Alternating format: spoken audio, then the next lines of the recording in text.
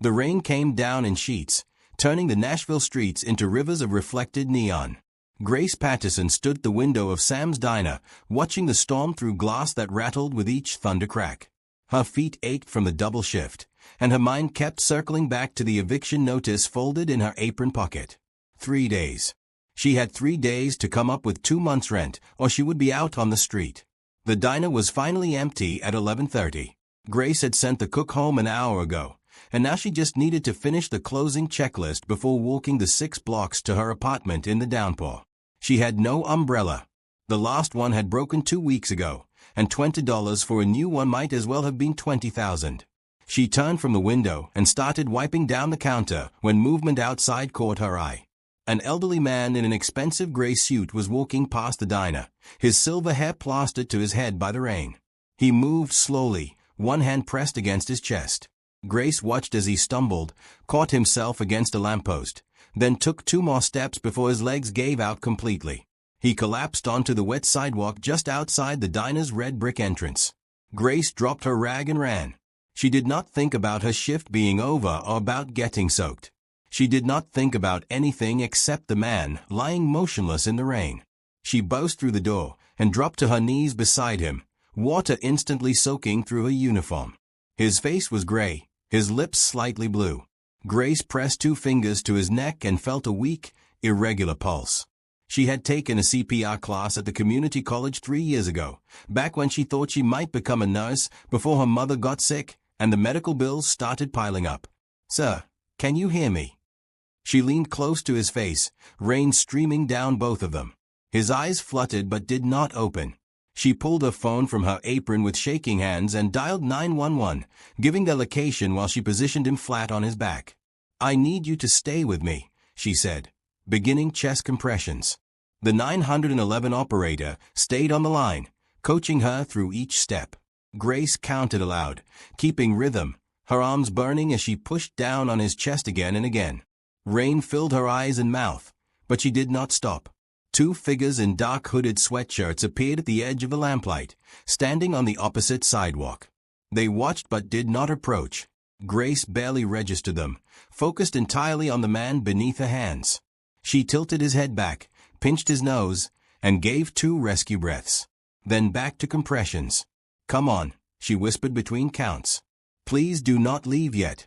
Please." She had no idea who he was. She did not know his name or anything about him except that he was a human being who needed help, and she was the only one here to give it. That was enough. After what felt like hours but was probably only 3 minutes, she felt him cough beneath her hands. His eyes opened, confused and frightened. Grace stopped compressions but kept her hands on his chest, leaning close so he could see her face. "You are okay. Help is coming. I'm right here with you." He tried to speak, but could only manage a weak sound. Grace looked around desperately for the ambulance. The 2 hooded figures had moved closer now, standing just beyond the diner's front window. She could not see their faces, but something about their stillness unsettled her. "Can you help?" she called out to them. "I need towels or blankets from inside." They did not respond, did not move, just watched. Sirens finally wailed in the distance, growing louder. The man's hand lifted slightly, trembling, and Grace took it in both of hers. His fingers were ice cold, but his grip tightened when she held on. "I'm Grace," she said, squeezing his hand. "You are going to be fine. I promise you are going to be fine." His lips moved, and she leaned closer to hear. "Thank you," he breathed, so quietly she almost missed it. The ambulance turned onto the street, red and white lights cutting through the rain. Grace kept holding his hand as the paramedics rushed over with their equipment and gurney. She answered their rapid-fire questions about what happened, about the CPR, about his symptoms. They worked quickly, efficiently, loading him onto the stretcher. "Are you family?" one paramedic asked Grace as they prepared to lift him into the ambulance. "No, I just saw him fall." "You saved his life," the paramedic said simply. "That CPR kept him going until we got here." Grace watched them load him into the ambulance. Just before they closed the doors, the man's eyes found hers again through the rain. He mouthed something that looked like "thank you" once more, and then the doors shut and the ambulance pulled away into the storm. Grace stood alone on the sidewalk, completely soaked, her uniform clinging to her skin. The rain had not let up at all. She turned to look for the two hooded figures, but they had vanished as quickly as they appeared. The street was empty except for passing cars throwing up waves of water. She walked back into the diner on shaking legs, leaving puddles with every step. Her hands were trembling as she reached for her phone to call her landlord, to beg for just a few more days. But something stopped her. She stood there in the empty diner, water dripping from her hair and clothes, and felt something shift inside her chest. She had just saved someone's life. She had no money, no security, no idea how she would keep her apartment. But for these few minutes in the rain, none of that had mattered. Only helping another person mattered. Only being there when someone needed her. Grace did not know it yet, but those few minutes would change everything. The man she saved was about to change her entire world, though not in any way she could have imagined. And those mysterious figures watching from the shadows were part of a story much larger than a random collapse on a rainy street.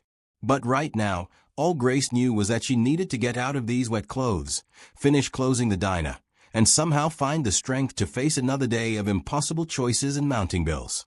She picked up her rag and went back to wiping down the counter, her hands still shaking, rainwater dripping steadily onto the clean floor. Outside, the storm continued to rage, washing the streets clean while somewhere across the city, doctors fought to stabilize the man whose life she had just saved. Grace did not go to the hospital that night. She finished her shift, walked home in the rain, and collapsed into bed still wearing her damp uniform. But sleep would not come. She kept seeing his gray face, feeling his cold hand in hers, hearing that whispered thank you. At 3 a.m, she got up and looked at the eviction notice again. 3 days.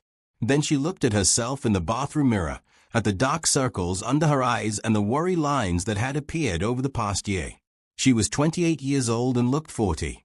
She was drowning, and nobody was coming to save her. Except maybe she was wrong about that. Maybe something had shifted tonight. Maybe kindness had power she did not understand yet.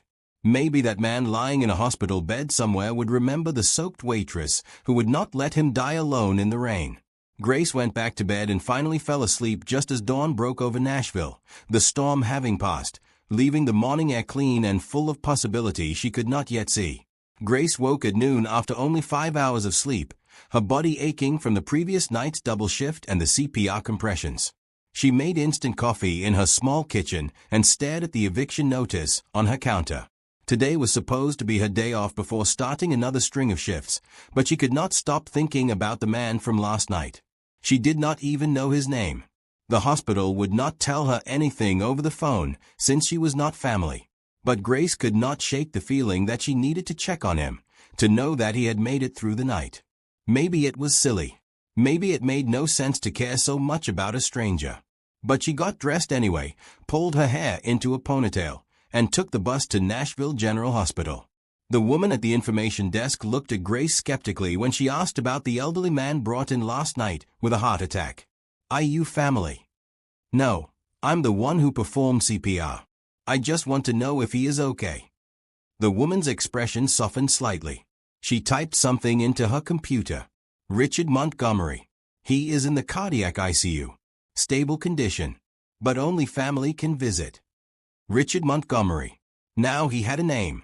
Grace thanked the woman and walked toward the elevator, intending to leave.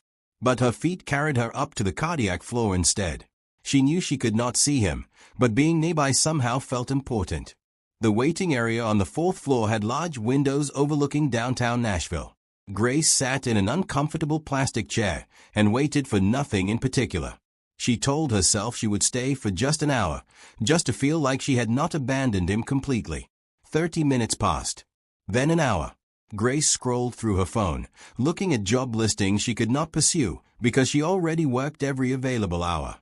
She thought about calling Jenny, her co-worker at the diner, but what would she say? That she was sitting in a hospital waiting room for a stranger? "Excuse me." The voice was sharp, professional. Grace looked up to see a woman in her late 30s, wearing an expensive burgundy pantsuit and carrying a designer handbag. Her dark hair was pulled back in a severe bun, and her eyes were red-rimmed, but her expression was controlled. "The nurse said someone matching your description has been sitting here for over an hour. Are you the one who helped my father last night? Grace stood quickly. Is he Richard Montgomery? Is he okay? The woman studied Grace with an intensity that made her uncomfortable. He is stable. They think he will recover fully, thanks to immediate intervention. She paused. I am Claire Montgomery, his daughter. Grace Patterson. I am so glad he is going to be okay. Relief flooded through Grace's chest. I just needed to know he made it. Why? Claire asked bluntly. You do not know him. Grace hesitated, unsure how to explain. He was alone in the rain. I could not just leave him there. And then last night, I could not stop wondering if he was okay. Claire's hard expression cracked slightly. She sat down in the chair next to where Grace had been sitting, and after a moment, Grace sat back down too. The doctors said if you had not done CPR when you did, he probably would not have made it, Claire said quietly. The ambulance took 8 minutes to arrive.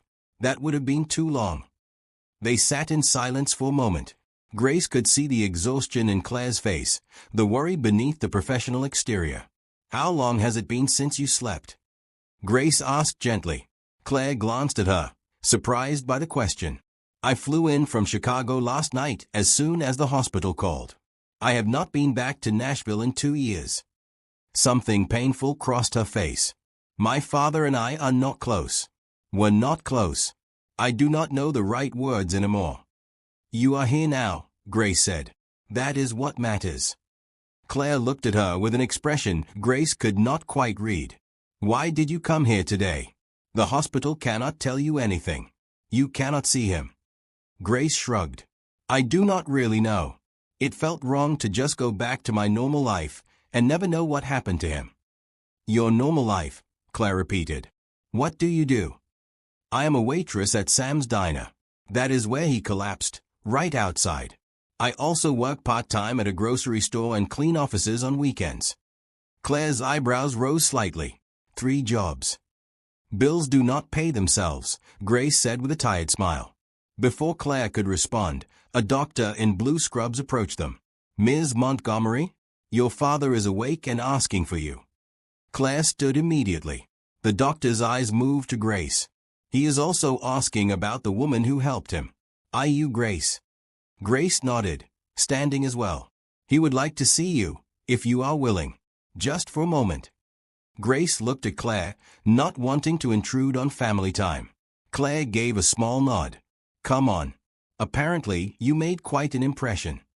They followed the doctor through secure doors and down a hallway lined with private rooms.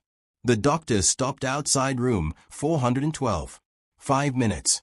He needs rest. Claire entered first, and Grace hung back in the doorway. Richard Montgomery looked smaller in the hospital bed, wearing a thin gown and connected to various monitors. But his eyes were clear and alert, and they lit up when he saw Claire. Baby girl, he said, his voice rough but warm. Dad. Claire went to his bedside, and Grace saw her hand shake as she took his. You scared me. I scared myself, Richard said. Then his eyes found Grace hovering by the door. You. Please come in. Grace stepped into the room hesitantly. I am just glad you are okay, Mr. Montgomery. Richard. Please. He held out his other hand, and Grace approached the bed to take it. His grip was much stronger than it had been in the rain. They tell me you saved my life. That you did CPR in the middle of a thunderstorm. Anyone would have done the same thing. But you were the one who did it. His eyes were intense, studying her face. Claire tells me you came back today to check on me. Why? Grace felt her face warm. I do not know. It seemed important. Richard held her gaze for a long moment. What is your full name? Grace Patterson. Well, Grace Patterson, I owe you everything. You gave me back my life. His eyes moved to Claire, and Grace saw emotion flood his expression. You gave me back time with my daughter. Claire's eyes filled with tears, and she looked away. The doctor knocked on the doorframe. Time is up. Mr. Montgomery needs rest. Richard squeezed both their hands. Grace, please leave your contact information with the nurse. I want to properly thank you once I am out of here. That is not necessary, Grace started, but he cut her off. Please. It would mean a great deal to me. Grace nodded, feeling overwhelmed. She left the room while Claire stayed behind, stopping at the nurse's station to write down her phone number and address. The address she might not have in 3 more days, but she wrote it anyway. She was waiting for the elevator when Claire appeared beside her. "Thank you for coming today," Claire said stiffly, as if the words were difficult. "And for last night. My father and I have been distant for a long time. I moved to Chicago to get away from him and his work and his expectations. But when the hospital called..." She trailed off. "You love him," Grace said simply. "I do. I just forgot how to show it. Maybe he forgot too." Claire paused as the elevator arrived. "You did more than save his life, Grace. You reminded me what matters." Grace stepped into the elevator, not sure what to say to that. As the doors closed, she saw Claire standing in the hallway, looking smaller and more vulnerable than she had before. The bus ride home took 40 minutes.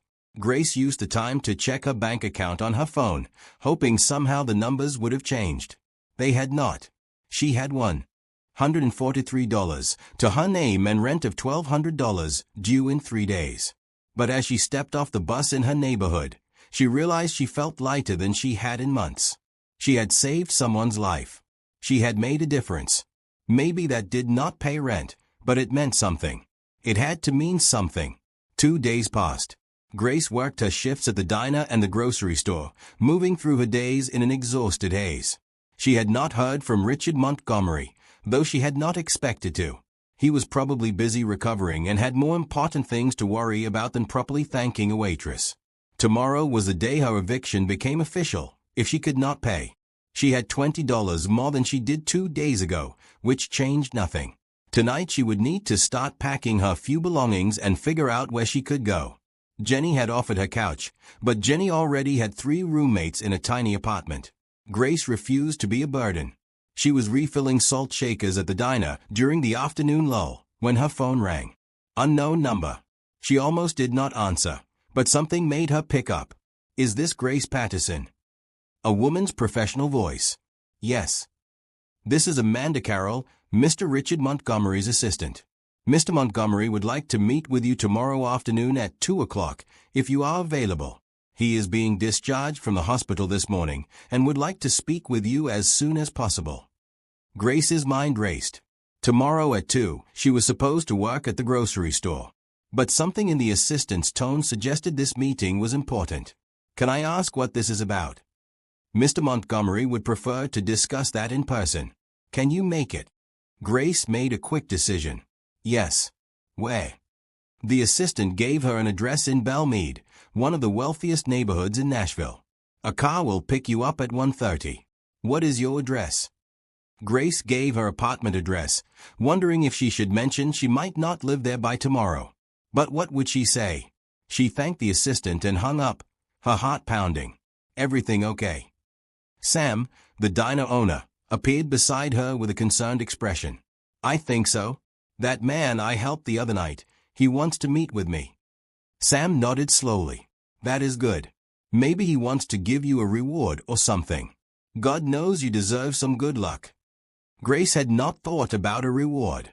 The idea made her uncomfortable, but she could not deny that even a small amount of money would change everything right now. The next day, Grace put on her best outfit, which was a simple navy dress she had worn to her mother's funeral 2 years ago. She did her hair and put on minimal makeup, trying to look presentable for whatever this meeting was about. At exactly 1:30, a sleek black car pulled up in front of her building. The driver, a polite older man in a suit, opened the door for her. "Ms. Patterson? I am Charles. Mr. Montgomery sent me to collect you." Grace slid into the leather backseat, feeling completely out of place. The car was nicer than any vehicle she had ever been in. They drove through Nashville toward Belmead, the neighborhoods growing progressively more upscale. They pulled up to a gate with a security keypad. Beyond it, Grace could see a sprawling estate with perfectly manicured grounds. The house itself was massive, all stone and glass and architectural elegance. Her entire apartment building could probably fit inside it twice. Charles drove up the circular driveway and opened her door. "Mr. Montgomery is waiting for you in his study. Ms. Carroll will show you in." Amanda Carroll met Grace at the front door.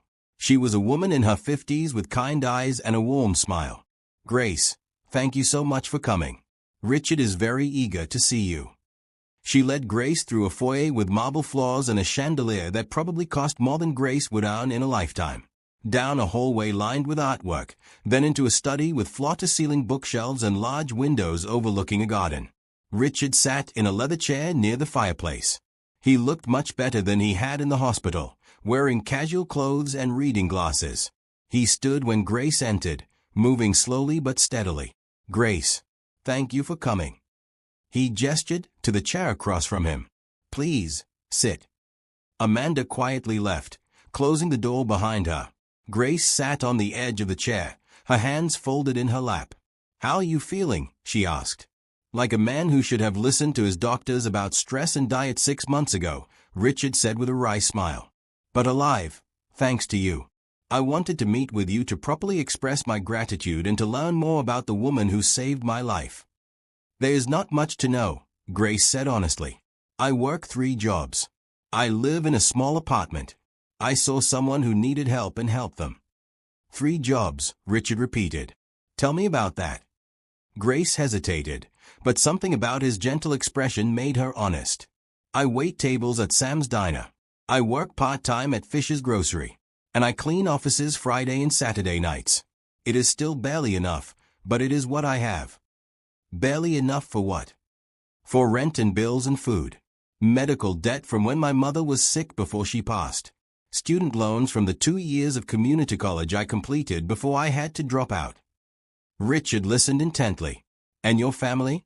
Anyone who can help?" "It was just my mother and me. She died 2 years ago. Cancer. I do not have other family." "I am sorry." Richard's voice was gentle. "That must be very difficult." Grace shrugged, fighting back the emotion that always threatened when she talked about her mother. "It is what it is. I get by." Richard was quiet for a moment.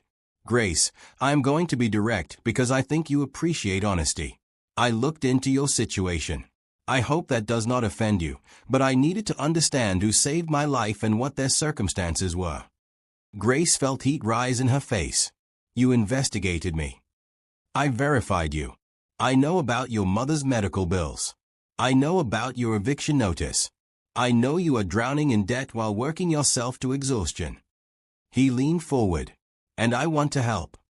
Grace's stomach twisted. "Mr. Montgomery, I did not help you expecting anything in return." "I know. That is exactly why I want to help. Grace, you saved my life when you had every reason to focus on your own struggles. You did not even go home and change out of wet clothes before finishing your shift. You are still wearing the uniform in the security footage from the hospital where you sat in the waiting room for hours. How did you get security footage?" "I am a very wealthy man with connections," Richard said simply. "I want to pay off your medical debt. I want to pay off your student loans. I want to give you enough money that you can quit at least 2 of those jobs and maybe figure out what you actually want to do with your life." Grace felt like she could not breathe. "That is too much. I cannot accept that." "Why not?" "Because it is too much. I do not need charity." "This is not charity. This is gratitude." Richard's voice was firm. "Grace, I have more money than I could spend in 3 lifetimes. I built a real estate empire, and I am very good at making money. But lying on that wet sidewalk, unable to breathe, none of that mattered. What mattered was a young woman who would not let me die alone." Grace felt tears burning in her eyes. "I just did what anyone should do. But most people do not. Most people call 911 and wait. You got soaked in a thunderstorm and performed CPR for 8 minutes straight. Your actions gave me more time with my daughter, who I have been too stubborn and proud to properly connect with for years. That is worth more than money can measure." "I do not know what to say." "Say yes. Let me help you the way you helped me. Please." Grace looked at this man who was offering her a lifeline she desperately needed. Her mind screamed that it was too much, that she should not take it. But her heart remembered kneeling in the rain, remembered his cold hand in hers, remembered thinking that helping another person was the only thing that mattered. If their positions were reversed, she would want to help him. She would want him to accept. "Okay," she whispered. Yes. Thank you. Richard smiled, and Grace saw genuine joy in his expression. Thank you for letting me do this. You have no idea how good it feels to be able to give back something after you gave me everything. They talked for another hour. Richard asked about her dreams before life got so hard. Grace admitted she had wanted to work in social services, helping people in need. She had volunteered at a community center before her mother got sick, and she had to focus on work. I want to help people, Grace said. I always have. But somewhere along the way, I became the person who needed help and I did not know how to accept it. You are accepting it now, Richard said gently. And I promise you, this is just the beginning. 1 week later, Grace sat in a lawyer's office downtown, signing papers she barely understood. Richard's legal team had worked quickly. Her medical debt was gone. Her student loans were paid off. Her eviction had been stopped with 6 months' rent paid in advance. She felt like she was moving through a dream. Is this really happening? She asked the lawyer, a patient woman named Diane Foster. It is really happening, Diane confirmed with a warm smile. Mr. Montgomery is very generous to people who matter to him. You clearly matter. Grace left the office in a daze. She called Jenny from the sidewalk, needing to tell someone who would understand the enormity of what had just happened. He paid everything. Jenny's voice rose with excitement. Grace, that is incredible. I know. I keep waiting to wake up. You deserve this. You deserve good things. Stop doubting it. But Grace could not stop doubting it. That night, lying in her apartment that was no longer in danger of being lost, she stared at the ceiling and wondered what came next. She had spent so long just surviving that she had forgotten how to think about actually living. The next morning, Richard called. How do you feel about coming to brunch tomorrow? My daughter will be there. I think you two should get to know each other properly. Grace agreed, though the idea of brunch at Richard's estate made her nervous. She had nothing appropriate to wear to places like that.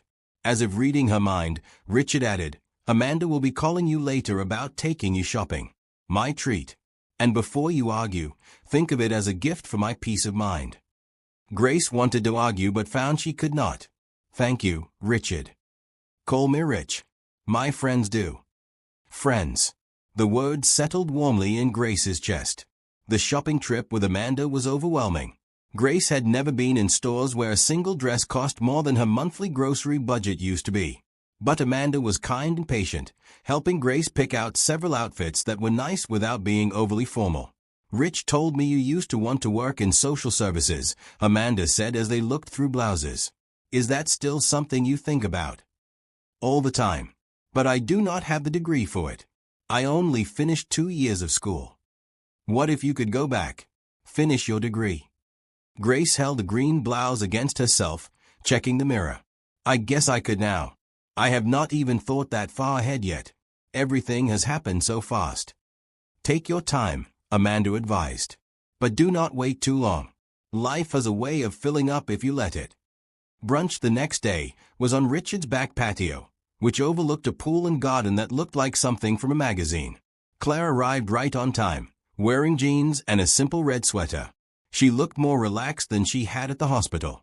Grace, Claire greeted her with a cautious smile. Good to see you again. They ate fresh fruit and pastries and eggs cooked by Richard's chef. The conversation was a bit awkward at first, but gradually became easier. Claire talked about her work in Chicago, corporate law that she found tedious but paid well. Richard asked Grace about her jobs, and she found herself admitting she had already quit the office cleaning position. I am keeping the diner for now, Grace said. Sam has been good to me. I do not want to leave him short-staffed. But I gave notice at the grocery store. What will you do with all your free time? Claire asked. I honestly do not know. It has been so long since I had free time. Grace laughed, but there was truth beneath it. Richard set down his coffee cup. I have an idea I want to run by both of you. Grace, I know you are interested in social services. Claire, I know you have been looking for something more meaningful than corporate law. What if we work together on something? Both women looked at him with surprise. I have been thinking a lot since my heart attack, Richard continued. About legacy and impact and what actually matters. I own a lot of property in this city. Some of it sits empty. What if we converted one of those buildings into a community center? A place that offers real help to people who are struggling the way Grace was struggling. Job training, healthcare resources, counseling services, all free or very low cost. Grace felt her heart start to race. That would be incredible. I cannot run something like that, Richard said. But Grace could. With her understanding of what people need and her heart for helping others.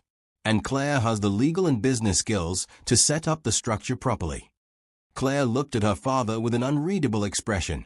You want me to move back to Nashville? I want you to consider it. I know we have had our differences, but I almost died without making things right between us. That keeps me up at night. Richard's voice was thick with emotion. I do not want to waste more time. I want to work with my daughter on something that actually matters. But only if that is what you want to. Claire was quiet for a long moment. Grace felt like she was intruding on something private. Finally, Claire spoke. I have been miserable in Chicago. I took that job to prove something to you, and I do not even remember what it was anymore. If I am being honest, when I got the call about your heart attack, my first thought was about all the things I never said to you. I am listening now, Richard said softly. I wanted you to be proud of me, Claire said, her voice breaking slightly. But you were always working. Always focused on the next deal, the next property, the next acquisition. I felt invisible. You were never invisible. I was just blind. Richard reached across the table and took his daughter's hand. I threw myself into work after your mother died because I did not know how to grieve. I failed you. I failed us. But I want to do better. If you will let me. Claire wiped at her eyes. I would like to try. And the community center idea sounds wonderful. I have been wanting to do something that helps people instead of just helping corporations make more money. Grace felt her own eyes fill with tears watching this father and daughter begin to heal their relationship. She thought about her own mother, about how they never got enough time together at the end. How the medical bills and work consumed their final months, until there was no energy left for the conversations that mattered. I would be honored to be part of this, Grace said quietly. If you really think I could do it. I know you could do it, Richard said firmly. You have exactly the perspective and compassion needed. We can hire people with the technical expertise, but the heart of it needs to be someone who understands what it feels like to need help and be too proud or scared to ask for it. Over the next hour, they talked through ideas. Richard owned a former office building near Grace's neighborhood that had been sitting vacant for 2 years. It was large enough to house multiple programs, but would need significant renovation. Claire suggested creating a non-profit structure that could accept donations and grants beyond Richard's initial funding. Grace's mind spun with possibilities. A food bank, job training programs, mental health counseling, child care assistance, healthcare navigation help. All the things she had desperately needed, but could not access when she was working 3 jobs just to stay afloat. What about addiction services? Claire asked suddenly. Nashville has a significant problem with opioids and other drugs. We could offer support groups and connect people with treatment. Richard's expression flickered with something Grace could not quite read. Pain, maybe. Or regret. But he nodded. That is important. We should definitely include that. After brunch, Grace walked through Richard's garden with him while Claire made phone calls about her notice period in Chicago. The afternoon sun was warm, and the flowers were blooming in bright colors that seemed almost artificial in their perfection. Can I ask you something personal? Grace said as they walked. Of course. When Claire mentioned addiction services, you looked sad. Is there a reason that matters to you? Richard was quiet for so long Grace thought he might not answer. Finally, he said, I have a son, Daniel. He is 32 now. We have not spoken in almost 5 years. Grace's heart clenched. I am so sorry. He struggled with addiction in his 20s. Pain pills after a sports injury, then harder drugs when he could not get prescriptions anymore. I tried to help, but I did it all wrong. I threw money at rehab programs and got angry when they did not work immediately. I said terrible things about weakness and willpower. I did not understand it was a disease, not a moral failure. Richard stopped walking, staring at a rose bush. He finally told me he did not want my help anymore. That I made everything worse. That was 5 years ago. Have you tried to reach out since then? Many times. He does not respond. I do not even know where he is most of the time.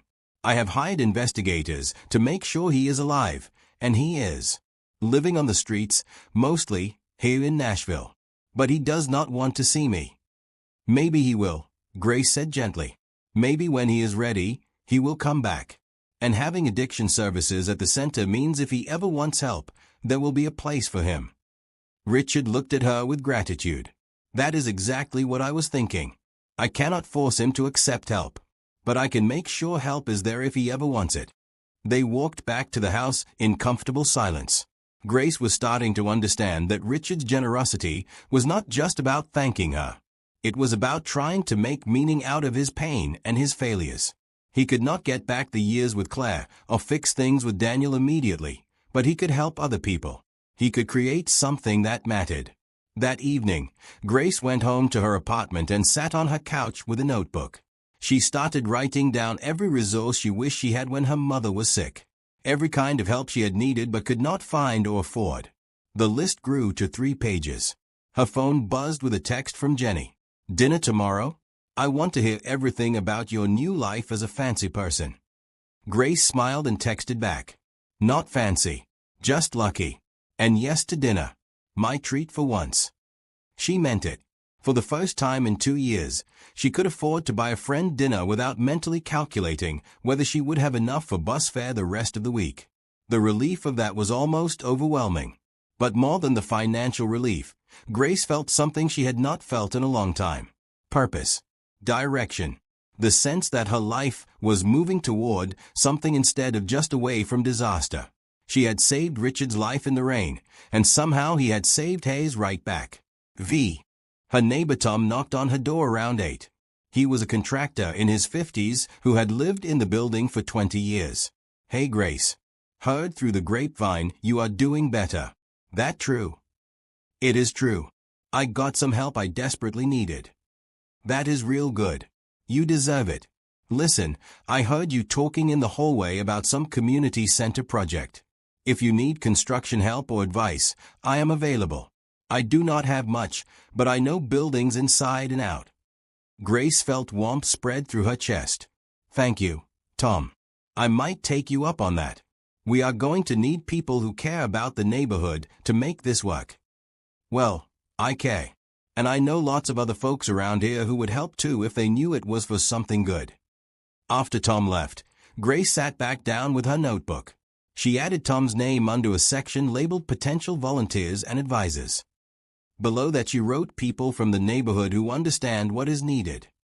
This was not going to be some wealthy person's charity project imposed from above. It was going to be created with input from the people it was meant to serve. Grace would make sure of that. She fell asleep that night with a notebook still open on her lap, dreaming of a building full of light and hope where people could come when they had nowhere else to turn. Where they would be met with kindness instead of judgment. Where someone would kneel beside them in the rain and refuse to let them face the storm alone. 2 months passed in a whirlwind of planning and preparation. Claire moved back to Nashville and into a condo downtown. She filed all the paperwork to establish the Montgomery Community Center as a 501c3 non-profit organization. Richard provided the building and initial funding.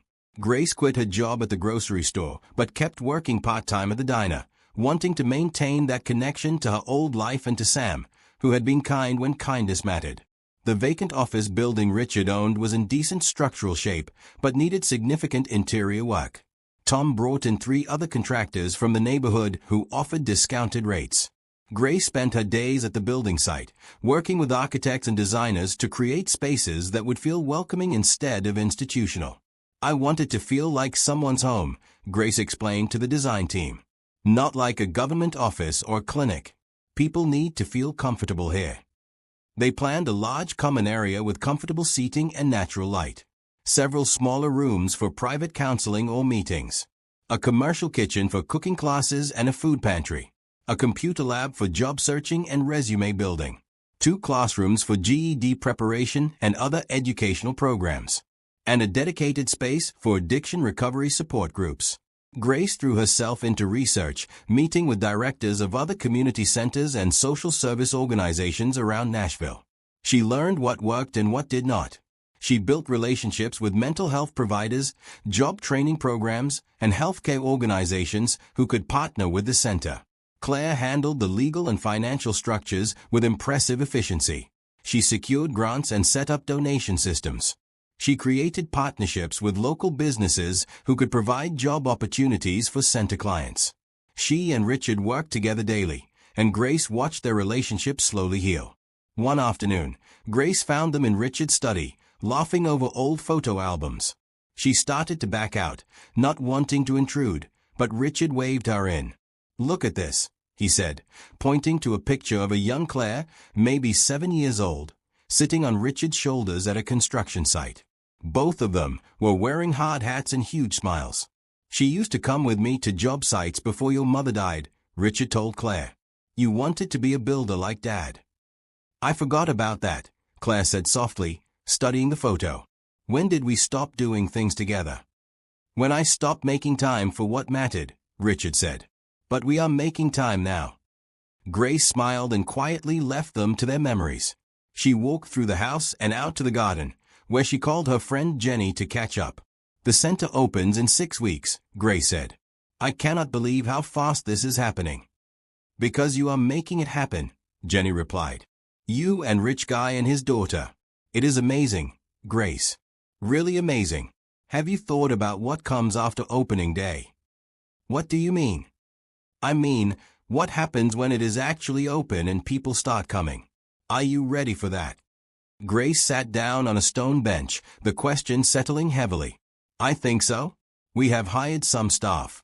A social worker, 2 counselors, an administrative coordinator. We have volunteers lined up. But you are right. The real work starts when we open the doors." "You will be great at it," Jenny said confidently. "You have lived through what a lot of these people are living through. You get it." After they hung up, Grace sat in the garden thinking. The sun was starting to set, painting the sky in shades of orange and pink.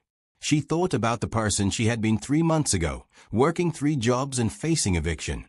That version of herself felt both very close and impossibly far away. "Grace." Claire's voice interrupted her thoughts. Claire walked over and sat beside her on the bench. "Sorry to interrupt. Can I talk to you about something?" "Of course." Claire was quiet for a moment, clearly gathering her thoughts. "I want to thank you. Not just for saving my father's life, but for giving us a reason to reconnect. This project has brought us together in a way I did not think was possible anymore." "You two are doing that yourselves," Grace said. "I am just here." "You are more than just here. You are the heart of this whole thing. Dad and I, we are good at structure and money and legal things. But you understand why it matters. You keep us focused on the actual people we are trying to help." Claire paused. "I have been thinking a lot about purpose lately, about what I want my life to mean. And working on this center with you and Dad, it feels right in a way my corporate law career never did." "I am glad you are here," Grace said sincerely. "I could not do this without you." They sat together watching the sunset, 2 women from completely different worlds who had been brought together by a rainy night and a moment of crisis. Grace thought about how strange life was, how one decision to help a stranger had created ripples that kept expanding outward. The next day, Grace organized the first community input meeting at a local church. She had posted flyers around the neighborhood inviting people to share what services they most needed. 30 people showed up, more than Grace had dared hope for. She stood at the front of the church meeting room and looked at the faces of her neighbors. People she recognized from the grocery store, from the bus stop, from the laundromat. Working people. Struggling people. People doing their best with too few resources. "Thank you all for coming," Grace started, her voice nervous at first but growing stronger. "My name is Grace Patterson.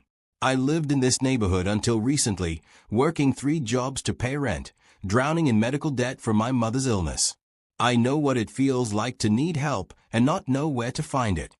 She explained the community center concept and asked for input. The suggestions came quickly. Childcare help so parents could work or look for work. Transportation assistance. help navigating healthcare and insurance systems, legal aid for housing issues, mental health support without the stigma. An older woman named Mrs. Washington raised her hand. What about our young people? They need somewhere safe to go after school, somewhere with adults who care about them, somewhere that is not the streets. Grace nodded, writing it down. That is important. We can create an after-school program. A man in his 40s stood up. I lost my job 6 months ago. Been looking every day, but I do not have good interview skills or a reliable way to get to interviews. Can the center help with that kind of thing? Absolutely. Job coaching, interview preparation, maybe even a clothing closet with professional clothes for interviews. The ideas kept coming. Grace filled pages in her notebook. She realized they were describing exactly what she had needed when she was struggling. These were her people. This was her community. And now she had the resources and support to actually help them. After the meeting, several people stayed to talk with Grace personally. Tom introduced her to a woman named Sandra who ran an unofficial food-sharing network in the neighborhood. A young mother named Keisha asked about Child King programs. A man named Peter talked about his brother who was struggling with alcoholism but was too ashamed to seek help. Grace listened to each person, taking notes and promising to follow up. By the time everyone left, she felt exhausted but energized. This was real. This was going to help real people with real needs. She drove to Richard's house, where she found him and Claire working in his study. We need to expand the after-school program plan, Grace said without preamble, and add a professional clothing closet, and increase the mental health counseling hours, and create a job coaching program that includes transportation help. Richard looked up from his laptop with a smile. Community meeting went well. It was incredible. I had 30 people there, Rich. 30 people from the neighborhood who want to be part of this, who have ideas and needs and hope. Then we make it happen, Richard said simply. Whatever the community needs, we find a way to provide it. Claire pulled up spreadsheets. We can adjust the budget. Dad's being too modest about how much he is putting into this. We have room to expand services. They worked late into the night, refining plans and adjusting budgets. Grace felt a sense of belonging she had not experienced since before her mother died. She was part of something bigger than herself. Part of a team working toward something that truly mattered. Around midnight, Grace finally headed home. But as she walked to her car, she noticed someone standing in the shadows near the garden. A figure in a dark hooded sweatshirt, just watching the house. Grace's heart jumped, remembering the two figures who had watched her do CPR in the rain. Hello, she called out. Can I help you? The figure startled, then turned and walked quickly away down the street, disappearing into the darkness. Grace stood frozen for a moment, unsure what to make of it. Probably nothing. Just someone walking by. But something about the way the person had been standing there, watching, made her uneasy. She got in her car and drove home, checking her rearview mirror more than usual. When she got to her apartment, she locked the door behind her and stood in the quiet space, trying to shake the uneasy feeling. Her phone buzzed. A text from Richard. Thank you for tonight. You reminded me why we are doing this. Sleep well. Grace smiled and texted back. Thank you for making it possible. See you tomorrow. She got ready for bed but found sleep elusive. She kept thinking about the figure in the shadows. About the two people who had watched that rainy night. Were they connected? Was someone watching the project? Or was she just being paranoid? Finally, around 2 in the morning, exhaustion won, and she fell asleep. She dreamed of the community center filled with people, light streaming through windows, children laughing, adults learning new skills, everyone helping each other. In the dream, two figures in hooded sweatshirts stood at the edge of the crowd, faces hidden, just watching. Grace woke with a start, her heart pounding. She told herself it was just a dream, just residual anxiety from seeing someone in the shadows. But something told her those figures would appear again. And when they did, she would need to be ready. The community center renovation was ahead of schedule. Tom and his crew worked efficiently, and the space was transforming exactly the way Grace had envisioned. 4 weeks before the planned opening, Grace was at the site directing the installation of furniture when Richard appeared with 2 cups of coffee. You are here early, he said, handing her one. Could not sleep. Too excited. Grace accepted the coffee gratefully. Tom thinks we might actually finish 2 weeks early. That is excellent. Claire has been working on the opening event plans. She wants to do something special, invite city officials and community leaders to show what we are building here. They walked through the space together. The common area had comfortable couches and chairs in cheerful colors. The kitchen was fully equipped. The computer lab had 20 stations with new computers donated by a local tech company. The counseling rooms had soft lighting and peaceful artwork on the walls. It is perfect, Richard said quietly. Better than I imagined. It is a start, Grace replied. The real test comes when people start using it. They were standing in the main room when Grace noticed someone outside the front windows. A man in a dark hooded sweatshirt, standing on the sidewalk, staring at the building. Grace's breath caught. Rich, do you see that person outside? Richard turned to look, but the figure was already walking away quickly. I saw someone, Richard said. Why? Do you recognize them? I do not know. It is probably nothing, but I have seen people watching a few times now. Once at your house a few weeks ago, and now here. Richard's expression grew concerned. Have you reported it to the police? There's nothing to report. Someone standing on a public sidewalk is not a crime, but it feels strange. Let me know if it happens again. I can hire security if needed. Grace nodded, but she could not shake the unsettled feeling. She tried to focus on work, directing the placement of chairs and tables in the classroom spaces. But her mind kept returning to the hooded figures. That afternoon, Grace was walking back to her car when she heard someone behind her. She turned to see a man in his 30s, thin and worn-looking, with haunted eyes. He was not wearing a hood, but something about his cautious posture made Grace think of the watchers. Are you Grace Patterson? He asked, his voice rough. Yes. Can I help you? I am Kevin. I am a friend of Daniel Montgomery, Rich's son. Grace's heart started pounding. Is Daniel okay? He is alive, if that is what you mean. Look, I know about the community center. Everyone on the streets knows about it. Word spreads fast in that world. Kevin shifted uncomfortably. Daniel has been watching from a distance. He wanted me to tell you that the addiction services you are planning, they matter. A lot of people need that. Does Daniel need help? I know Rich wants to reconnect with him. Kevin laughed bitterly. Daniel wants nothing to do with his father. Too much history, too much hurt. But he is glad about the center. Glad Rich is finally doing something that matters instead of just building buildings to make money. Will you tell me where Daniel is? I could talk to him, maybe help him see that his father has changed. No. Daniel made me promise not to tell his location. He is not ready. Maybe he will never be ready. But he wanted you to know he is watching, and he is glad someone finally got through to the old man. Kevin started backing away. Do not tell Rich you saw me.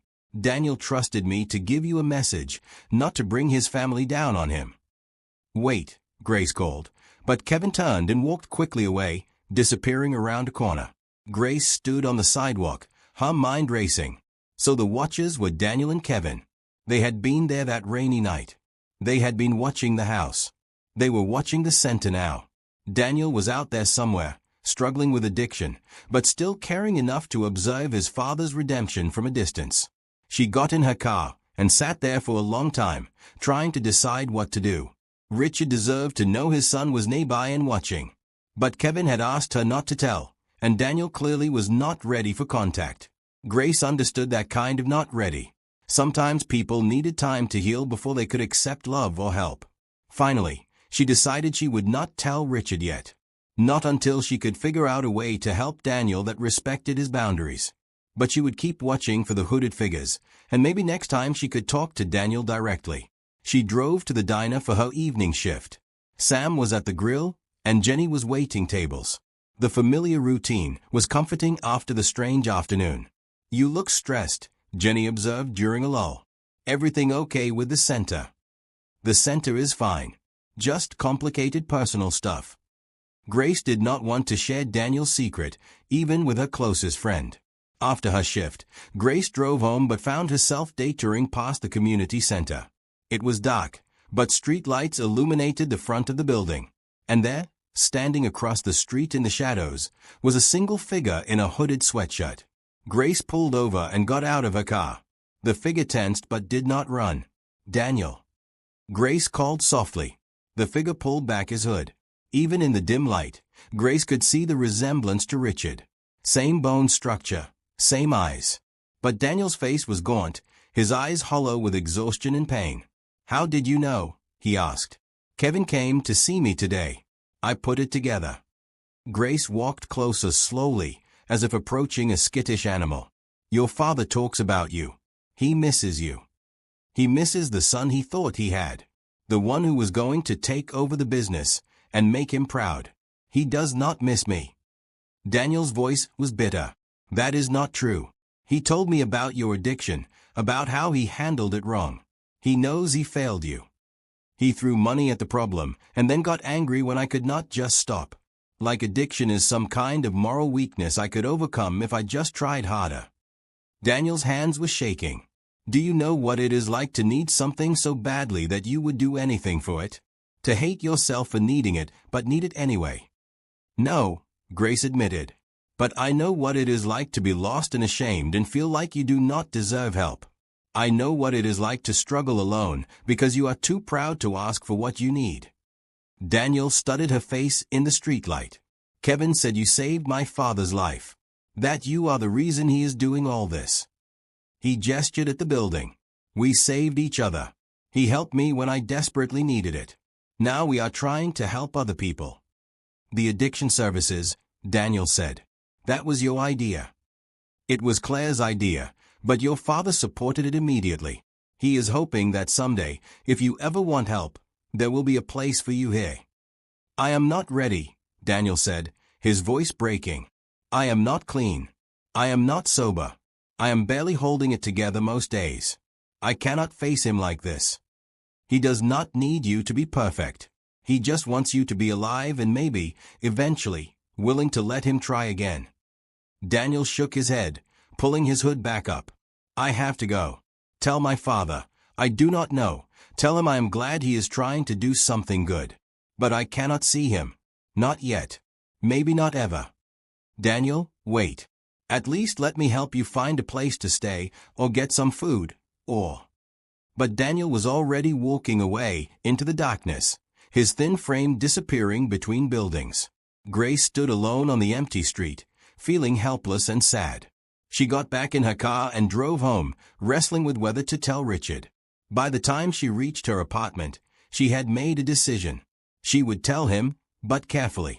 He deserved to know his son was nearby, but he also needed to respect Daniel's boundaries. The next morning, Grace went to Richard's house early. She found him in the garden, drinking coffee and reading the newspaper. When he saw her expression, he set everything down. "What happened?" Grace told him everything. About Kevin's visit, about seeing Daniel at the center, about their conversation. She watched Richard's face go through shock, hope, pain, and resignation. "He was right there," Richard said quietly. "My son was right there, and I did not know." "He is not ready, Rich.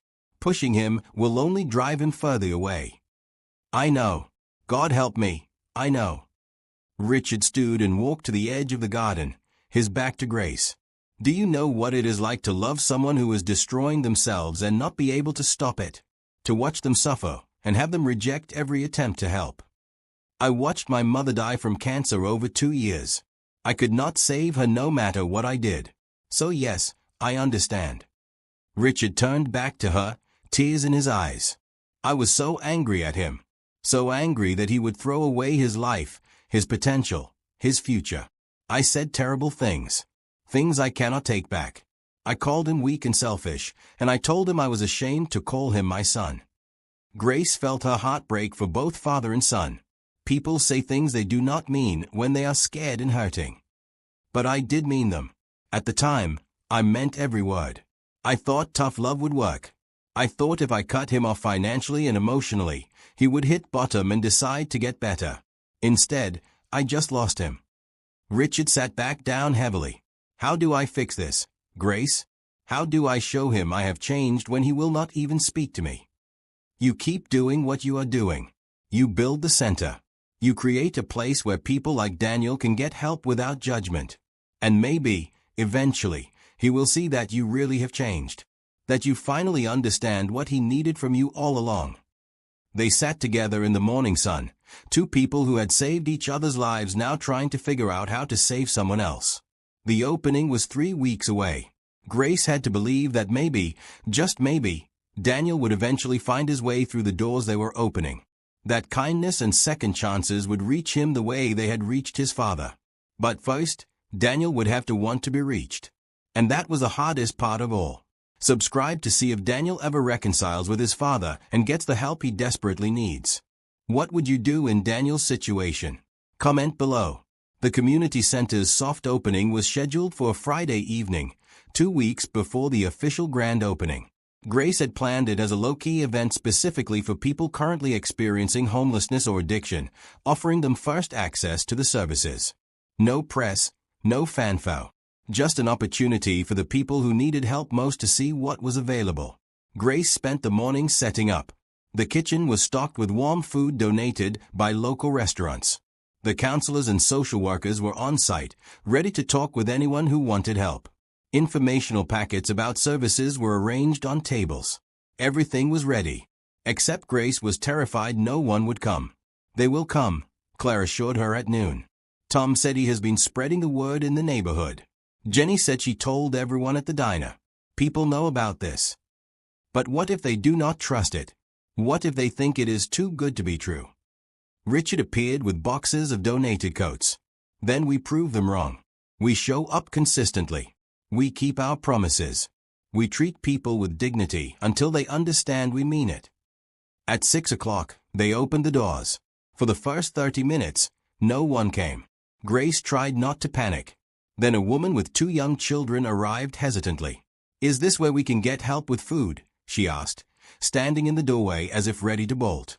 "Yes," Grace said warmly. "Please come in. I am Grace. What is your name?" "Keisha. I was at your community meeting a couple months ago. I did not think this place would really happen." "It really happened. Come on, let me show you around." Keisha was the first, but not the last. Over the next 2 hours, 27 people came through the doors. Some came for food. Others came to ask about job training or addiction support groups.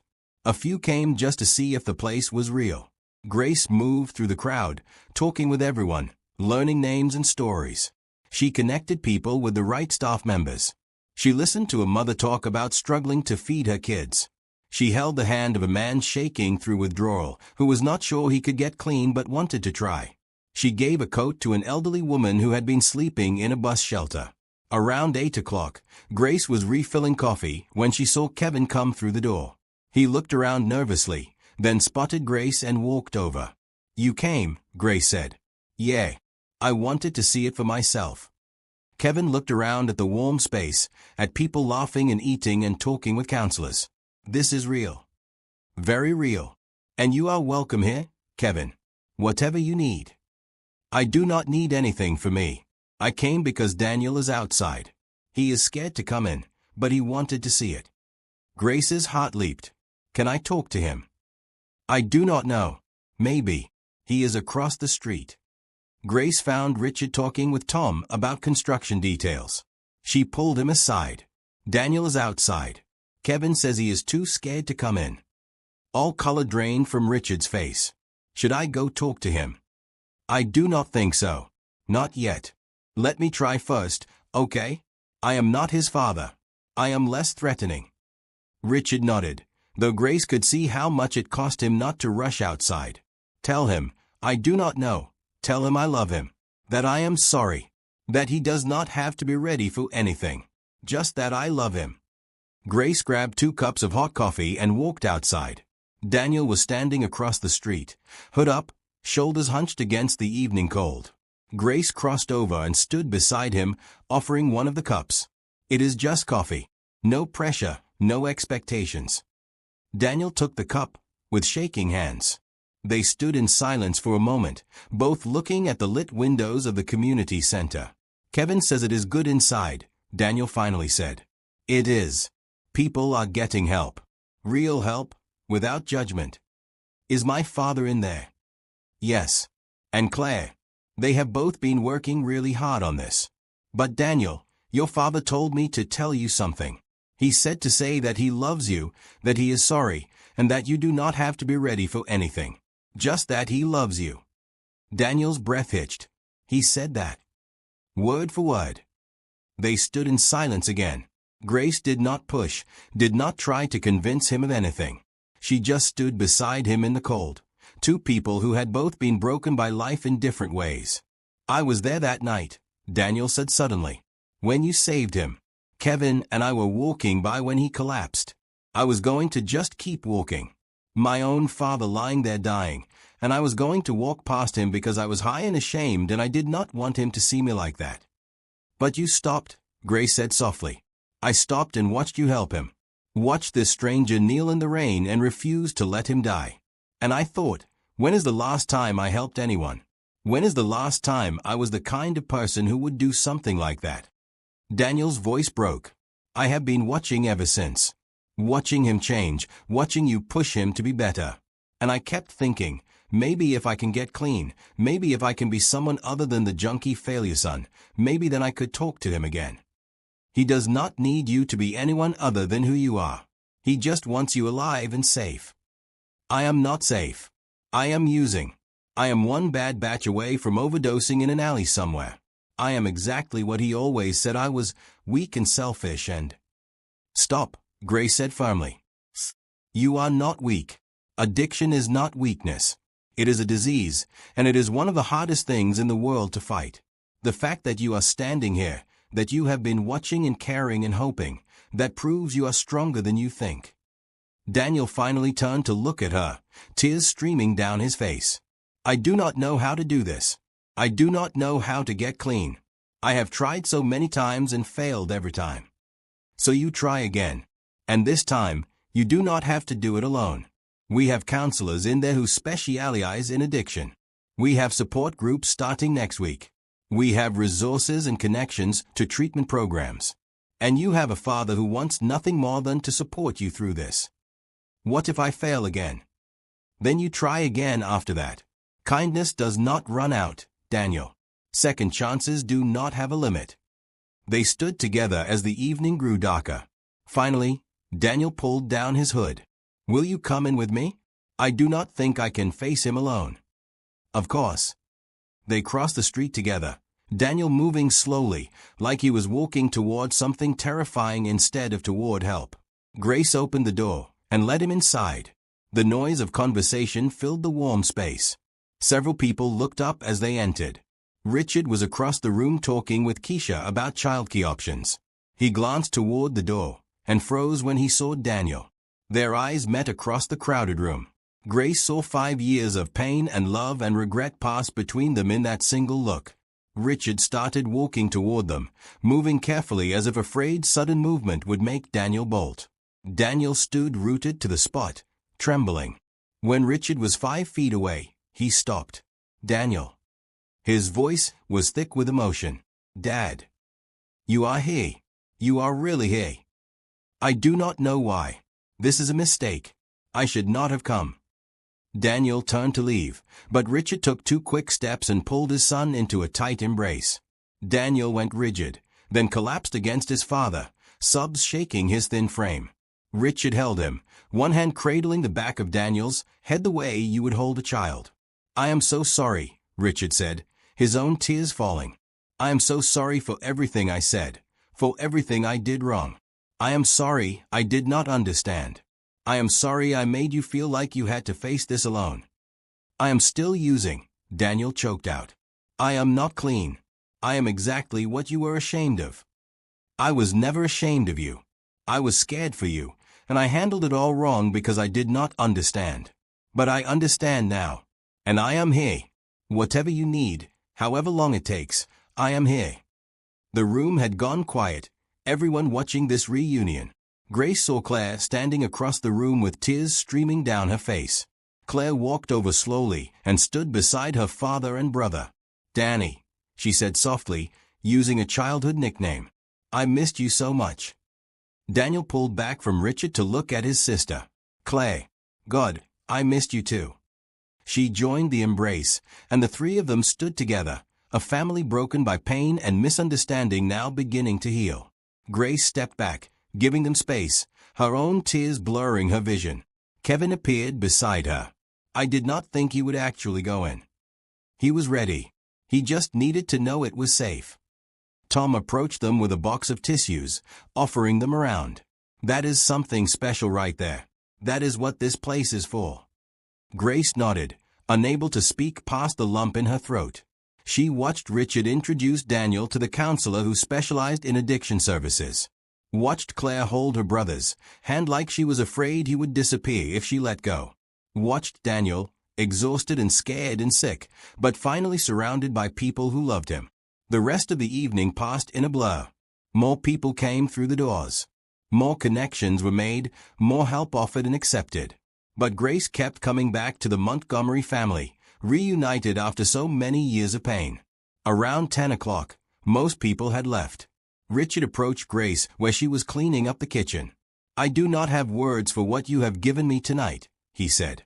My son. You gave me back my son. Daniel gave himself back to you. He made the choice to come inside. But you helped him make that choice. You and this center and the hope you created. Richard paused. He has agreed to enter a treatment program. Residential treatment for at least 90 days. Claire and I will support him through it, however long it takes. That is wonderful, Rich. And after treatment, he wants to volunteer here. He said if he can get clean and stay clean, he wants to help other people fighting addiction. He wants to turn his pain into purpose. Grace felt fresh tears well up. That is beautiful. Richard pulled her into a hug. None of this happens without you. The heart attack, the CPR, you refusing to let me die alone in the rain. That moment changed everything. It set off a chain reaction that brought my family back together. Kindness always creates ripples, Grace said. We just do not always get to see where they go. I am seeing it now, and I will never forget it. Claire came over with Daniel, who looked exhausted but lighter somehow, like a weight had been lifted. Grace, thank you, Daniel said, for tonight, for giving my family a reason to be better, for giving me a place to come to when I finally got brave enough. This is your place now, Grace told him. Always. No matter what happens, you have a home here. Kevin was waiting by the door, and Daniel went to talk to him. Grace watched them, two men who had been surviving on the streets together, now with a path forward. Kevin looked uncertain, like he did not quite believe help was available for him too. Grace walked over. Kevin, everything we have here is available to you too. You came with Daniel tonight. You showed up. That took courage. I do not have what Daniel has. I do not have family with money to pay for fancy treatment centers. You have this center. You have people here who will help you figure out what you need and how to get it. Treatment programs that work with people who do not have money. Support groups. Counseling. We will help you navigate all of it. Kevin's tough exterior cracked slightly. Why? Why would you help someone like me? Because everyone deserves help. Everyone deserves kindness. Everyone deserves a second chance. Grace smiled. I needed help 3 months ago. I got it. Now I get to pass it forward. That is how this works. Kevin nodded slowly, not quite ready to accept but not walking away either. That was enough for tonight. By midnight, the center was empty except for Grace, Richard, and Claire. They sat in the common area, exhausted but happy. That was incredible, Claire said. 27 people came tonight. 27 people who needed help and found it. 28, Richard corrected. Do not forget Daniel. They sat in comfortable silence for a while. Finally, Richard spoke. Grace, I want to talk about your role here going forward. You have been working essentially as a volunteer, focusing on getting the place opened. But this needs to be your full-time job, with a real salary and benefits. I am fine with how things are, Grace protested. I am not. You deserve to be properly compensated for the work you are doing. You are the director of this center. That should come with appropriate pay. Claire pulled out some paperwork. We already worked out a salary package. It is fair and competitive for non-profit directors in this area. We want you to focus on this work without worrying about making ends meet." Grace looked at the salary figure and felt her eyes widen. It was more than she had made working 3 jobs combined. "This is too much." "It is exactly right," Richard said firmly. "Accept it. Let us take care of you the way you have taken care of so many others." Grace thought about refusing, about saying she did not need it. But that would be false pride. She had needed help once, and she had learned to accept it with gratitude. Now she needed to let herself be valued properly for the work she was doing. "Okay," she said. "Thank you. Both of you." They locked up the center together and walked to their cars. The night was cold and clear, stars visible despite the city lights. Grace looked up at them and thought about how far she had come from that rainy night 3 months ago. She had been drowning then, barely keeping her head above water. Now she was building something that would help others find their way to shore. She had saved one man's life in the rain, and he had saved Hayes right back. Together, they were creating waves of hope that would touch dozens, maybe hundreds of people. As Grace drove home, her phone buzzed with a text from Jenny. "Heard tonight was amazing. So proud of you, friend. You are changing the world." Grace smiled and texted back. "Just trying to pass forward the kindness I received. That is all any of us can do." When she got home, she did not collapse into bed exhausted like she used to. Instead, she sat at her small kitchen table with a cup of tea and her notebook. She wrote down everything she had learned tonight, everything that worked well and everything to improve for the grand opening. Under a new section labeled Success Stories, she wrote, "Daniel Montgomery found courage to accept help. Family reunited after 5 years. Entering treatment with family support. Plans to volunteer after recovery." Below that she added, "Kevin, not ready yet but still present. Left with information about services. Follow up next week." Grace understood that not every story would have a happy ending. Some people would try treatment and relapse. Some would walk through the doors once and never return. Some would not be ready no matter how much help was offered. But some would make it. Some would find their way through the darkness into light. And those successes would matter enough to keep going through the failures. She thought about Daniel's face when his father hugged him. The way years of pain had cracked open to let hope in. That moment alone made everything worthwhile. Grace fell asleep that night with her notebook still open, dreaming of all the people who would walk through the center's doors in the weeks and months to come. People who needed a second chance.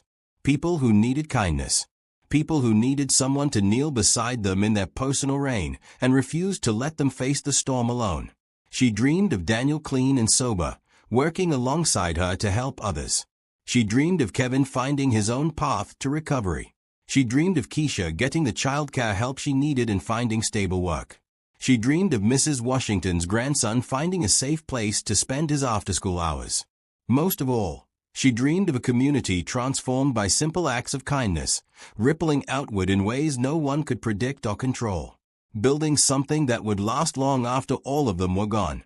The official grand opening 2 weeks later was completely different from the soft opening. City officials attended. Local news cameras recorded speeches. The mayor cut a ribbon. But Grace made sure the focus stayed on the people the center served, not on the wealthy philanthropist who funded it. She invited Keisha to speak about how the center had helped her family. Keisha stood nervously at the microphone and told her story. About working 2 jobs while raising kids. Alone. About never having enough. About walking through the center's doors scared it was too good to be true. "Grace and this center gave me hope when I was running out," Keisha said, her voice shaking but strong. "I got help with childcare so I could take a better job. I got interview coaching and professional clothes. I start my new job next week, making twice what I was making before. My kids have a safe place to go after school. That is what this center does. It gives people like me a chance." The applause was thunderous. Grace saw tears in Richard's eyes as he watched from the side of the room. Claire stood beside him, beaming with pride. After the official ceremony, hundreds of community members came through. The computer lab stayed full all day with people working on resumes. The food pantry distributed bags of groceries to 40 families. The counseling rooms had back-to-back appointments. The center buzzed with activity and life.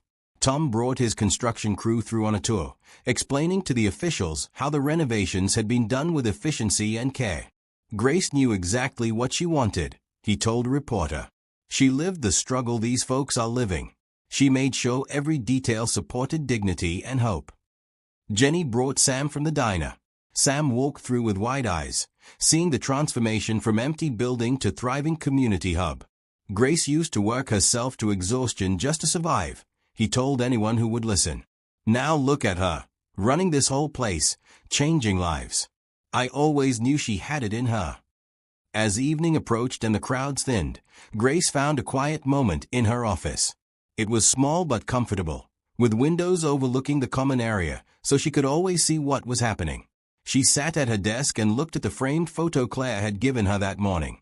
It was from that rainy night 3 months ago, pulled from security footage.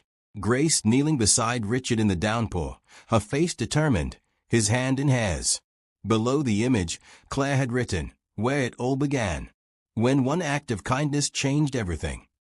A knock on her door pulled Grace from her thoughts. A man in his late 20s stood there, wearing the volunteer badge from the Recovery Support Program. "Ms. Patterson, I am Luke Harrison. I teach history at Davidson High School, and I have been volunteering to help with the after-school program setup. I wanted to introduce myself properly." Grace stood and shook his hand. Luke had warm brown eyes and an easy smile. "Thank you for volunteering. The after-school program is so important. My younger brother struggled with addiction in high school," Luke explained. "He did not make it. Overdosed when he was 17. So when I heard about what you are building here, especially the youth programs and addiction services, I knew I wanted to be part of it. I am so sorry about your brother." "Thank you. His name was Christopher. I tell myself that if a place like this had existed when he was struggling, maybe things would have been different. So I volunteer here in his memory, hoping to help other kids who are heading down the same path." They talked for 30 minutes about the after-school program, about Luke's ideas for mentorship and tutoring. Grace was impressed by his passion and ideas. When he left, she found herself smiling. It was good to meet people who understood that helping others could be a way of processing your own pain. The next few weeks fell into a rhythm. The center opened every day at 7 in the morning and stayed open until 9 at night.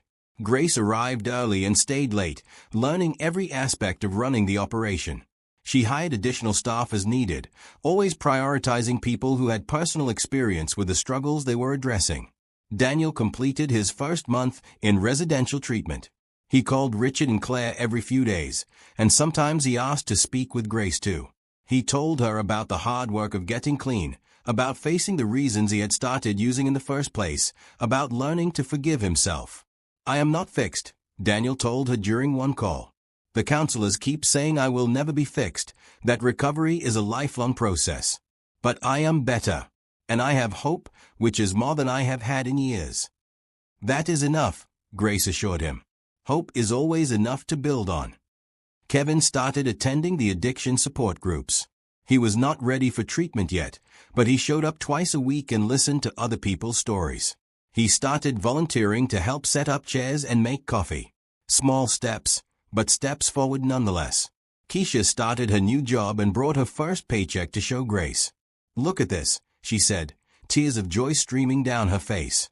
"I can pay rent and buy groceries and still have money left over. I have not had money left over in 5 years." Mrs. Washington's grandson Marcus started coming to the after-school program. He was 13, bright but struggling in school.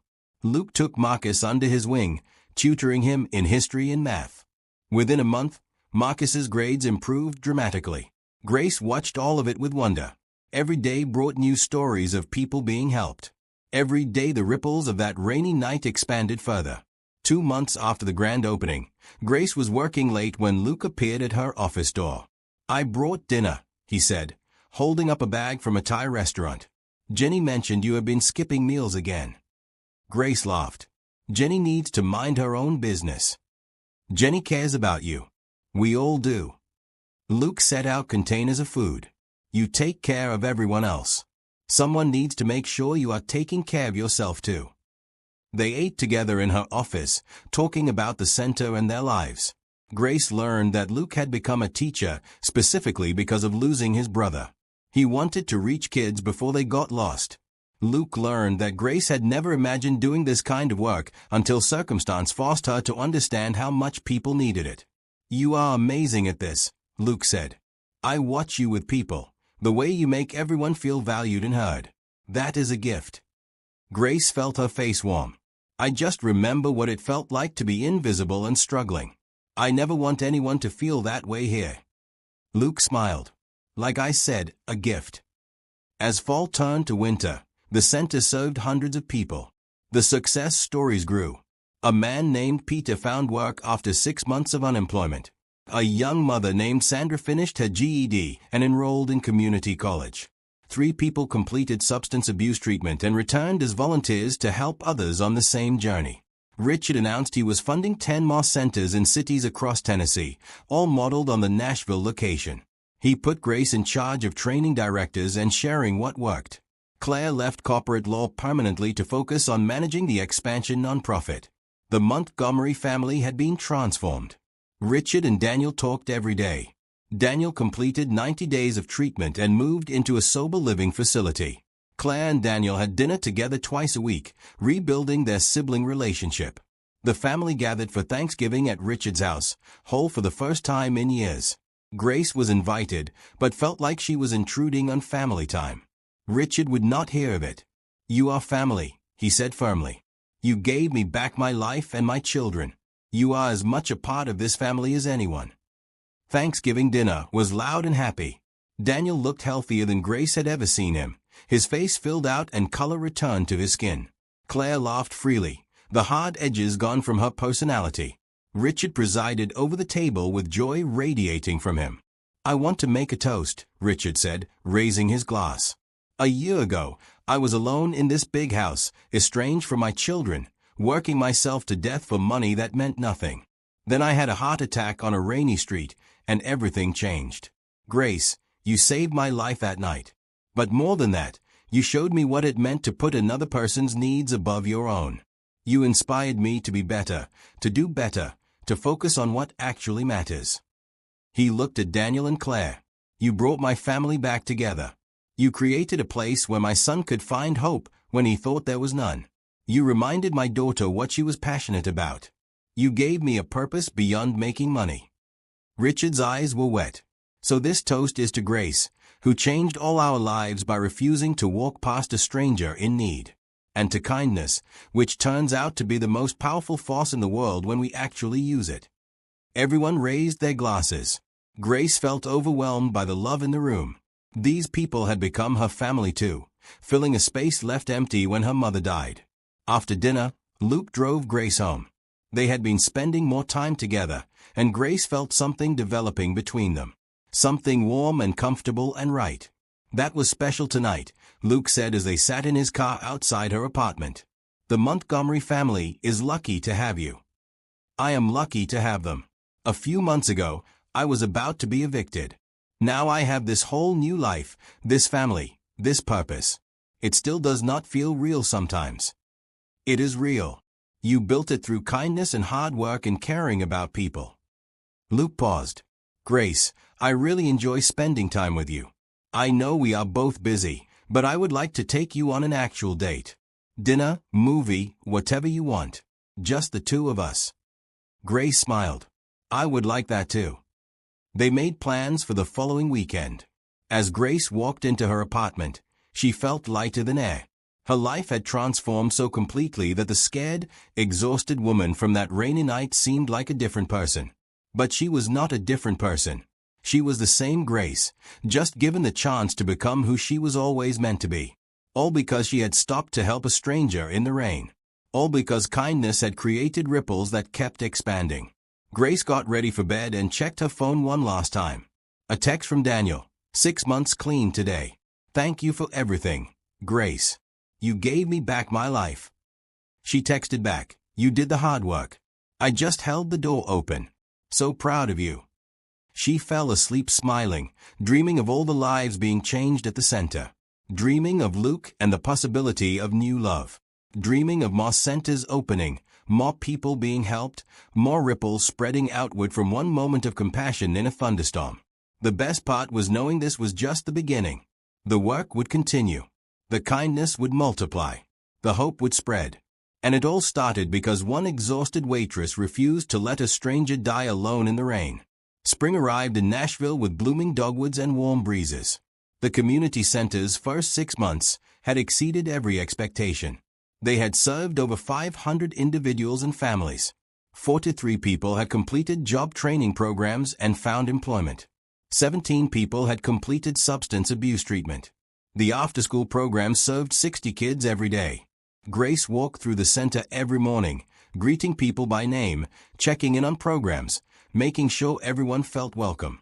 It had become her life's work, and she loved every challenging moment of it.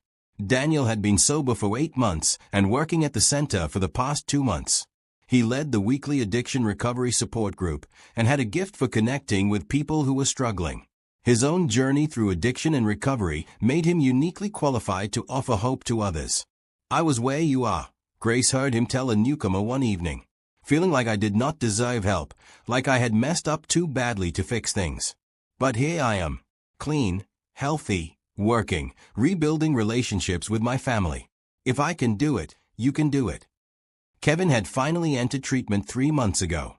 He was in a different program than Daniel had attended, but making progress. He sent letters occasionally, and Daniel visited him when he could. The friendship between them had deepened through shared struggle and shared hope. Grace's relationship with Luke had grown steadily.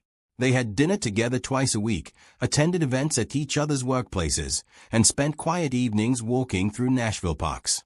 It was easy and comfortable in the best way. Luke made Grace laugh. He understood her passion for helping others because he shared it. And he never made her feel like she had to be anything other than exactly who she was. One Saturday in April, Luke invited Grace to meet his parents. They had dinner at his family's home in suburban Nashville. Luke's mother Rachel welcomed Grace with a warm hug. His father James was quieter but kind. Over dinner, they told stories about Christopher, Luke's brother who had died from an overdose. They talked about him with love and sadness, but also with peace. They had created a small foundation in Christopher's name that provided scholarships for kids seeking addiction treatment. "Luke told us about the work you are doing at the center," Rachel said. "It means so much that you are creating the kind of place Christopher needed but never found." "The center exists because of Richard Montgomery's generosity," Grace said. "I just help run it." "You are too modest," James said. "Luke showed us the news articles. You are the heart of that place." As they were leaving that evening, Rachel hugged Grace again. "You are good for my son," she whispered. "I can see how happy you make him." "He makes me happy too," Grace admitted. In the car, Luke reached over and took her hand. "That went well. Your parents are wonderful. They have been through so much, but they turned their pain into something good. Like you did. Like Daniel is doing. That seems to be the pattern around here." Luke squeezed her hand. "Grace, I am falling in love with you. I know it has only been a few months, but I needed you to know that."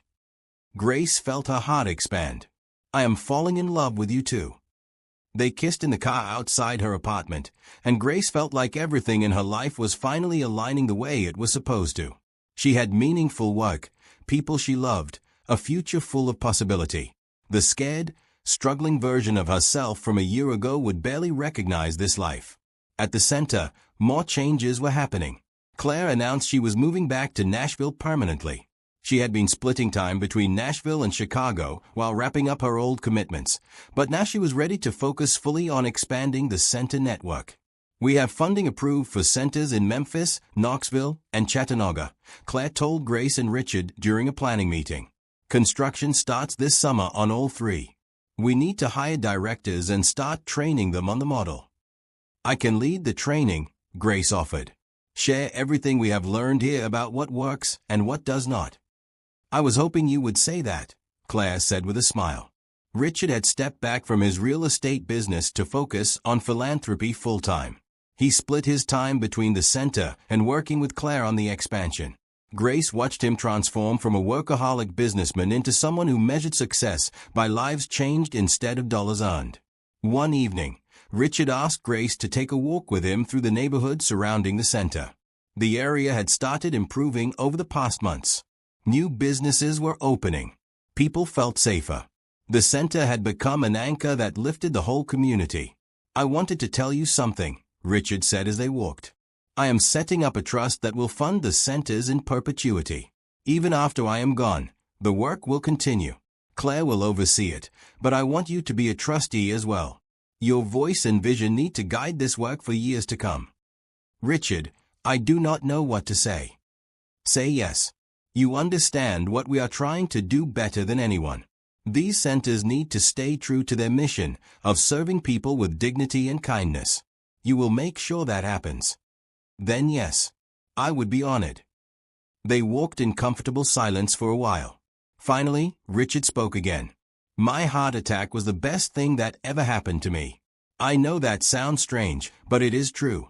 I was heading toward dying alone and miserable, having achieved nothing that mattered. Instead, I collapsed on a rainy street in front of someone who refused to let me die. Someone who showed me what it meant to live for something beyond yourself." "You would have figured it out eventually," Grace said. "I really do not think I would have. I was too far gone in my own selfishness and grief. But you pulled me back, literally and figuratively. You saved me in every way a person can be saved." Grace felt tears prick her eyes. "You saved me right back. I was drowning, and you threw me a life preserver. We saved each other. That is the truth of it, is it not? We are all just saving each other, passing forward the help we received until it builds into something bigger than any of us." Back at the center, they found Daniel facilitating his support group. Through the window, Grace could see 15 people sitting in a circle, sharing their struggles and victories. Daniel spoke with authority and compassion, someone who had walked through fire and come out stronger. Claire was in the computer lab, helping Marcus with his college application essays. Marcus was graduating high school in 2 months, and had been accepted to 3 universities. Luke's mentorship and the after-school program had completely changed his trajectory. Jenny was volunteering in the food pantry, organizing donated goods and chatting warmly with everyone who came through. Sam had started donating surplus food from the diner every week.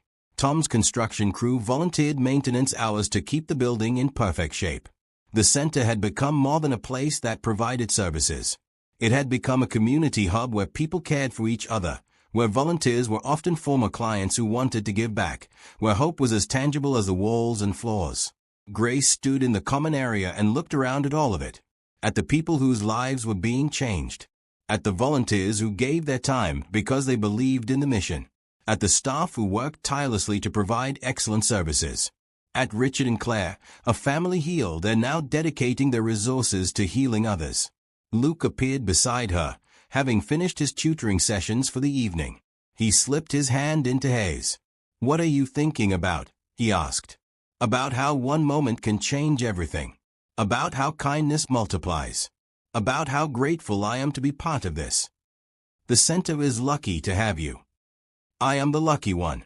All of this, everything good in my life right now, it started because I made one choice in the rain. To help instead of walking past. To care about a stranger. And that stranger changed your life. We changed each other's lives. And now we are changing other people's lives.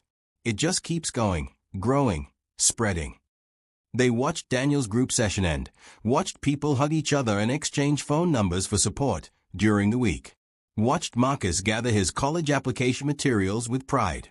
Watched Keisha picking up her kids from the after-school program, now working full-time and thriving.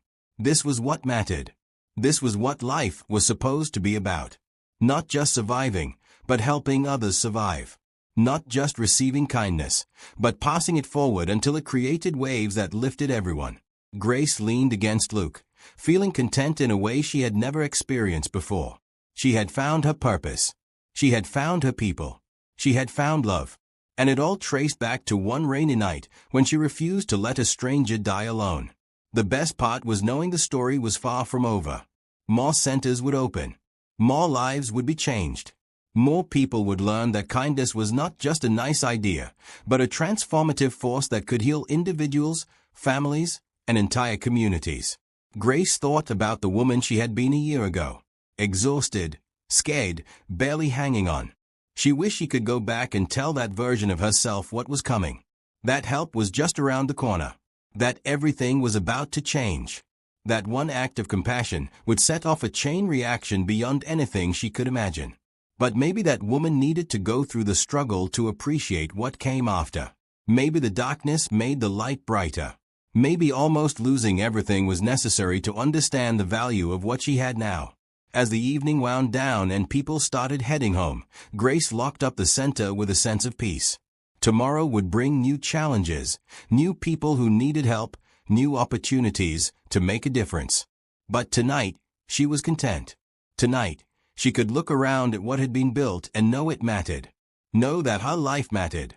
Know that one person refusing to walk past someone in need really could change the world.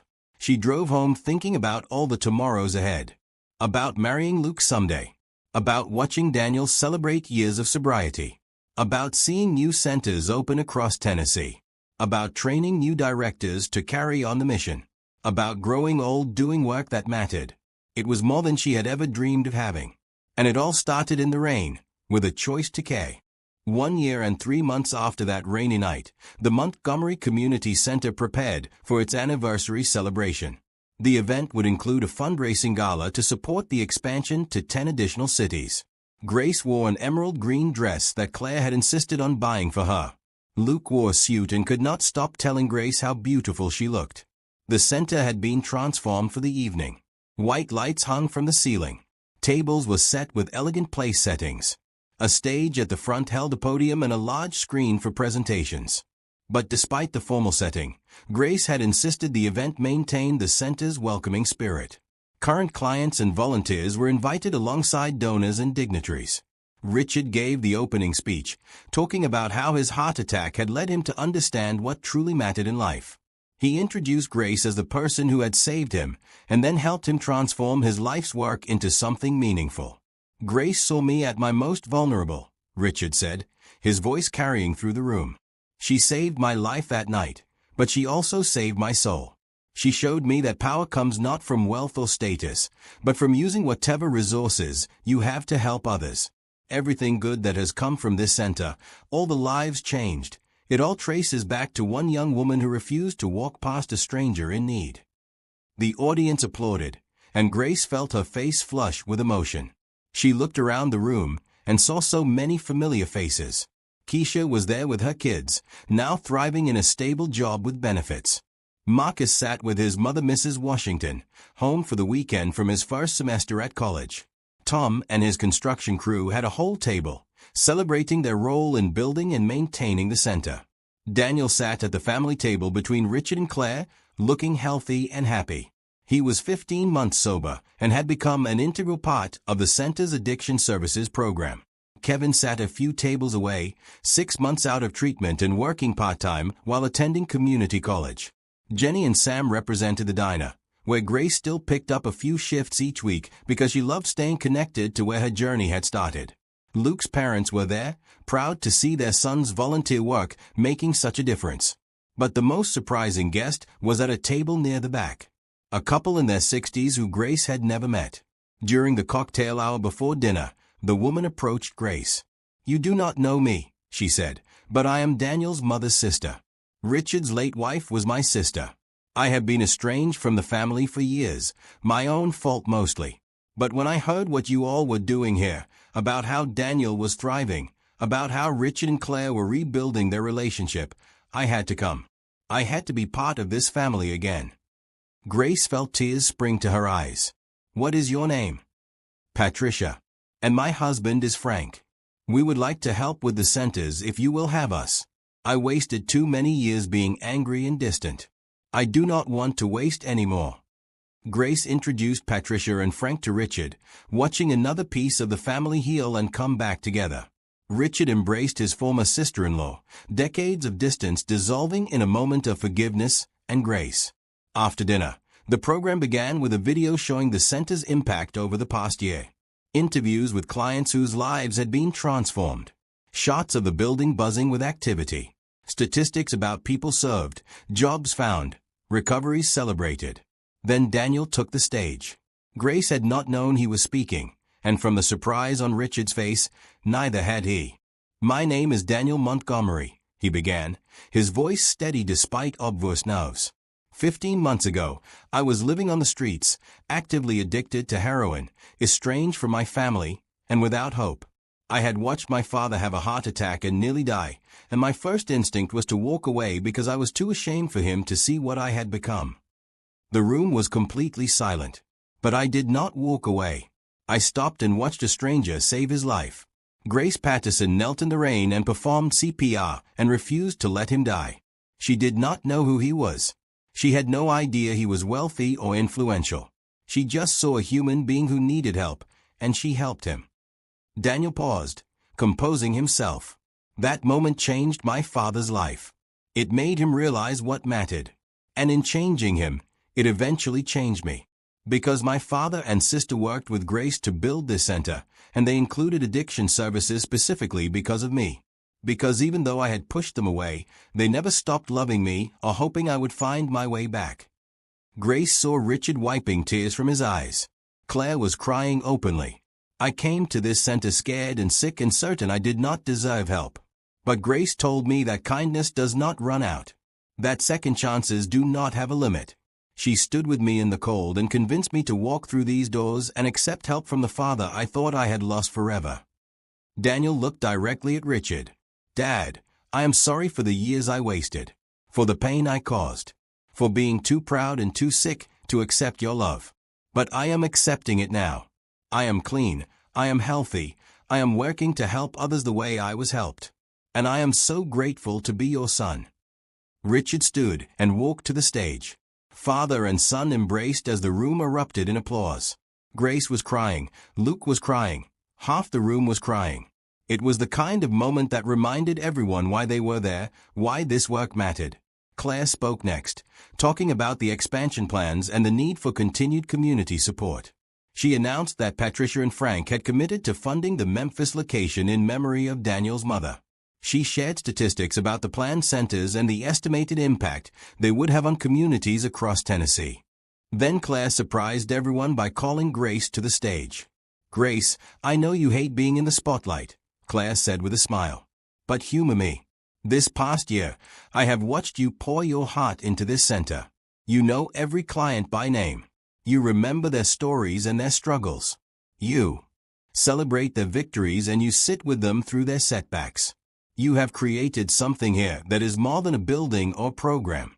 You have created a community built on dignity and hope." Grace stood reluctantly and joined Claire on stage, uncomfortable with the attention. "But what you may not know," Claire continued, "is that Grace still works shifts at Sam's Diner. Not because she needs the money, but because she never wants to forget where she came from. She never wants to lose touch with the reality of what struggling people face every day." The audience applauded, and Grace felt her face burning. "Grace, you changed my family's life," Claire said, her voice thick with emotion. "You gave me back my father and my brother. You showed us that wealth means nothing if it is not used to lift others up. You are the best person I know, and I am honored to call you my friend." Claire hugged Grace, and the applause grew louder. Grace looked out at the crowd and saw so many faces of people whose lives had intersected with hers over the past year. Each person represented a story, a struggle, a triumph.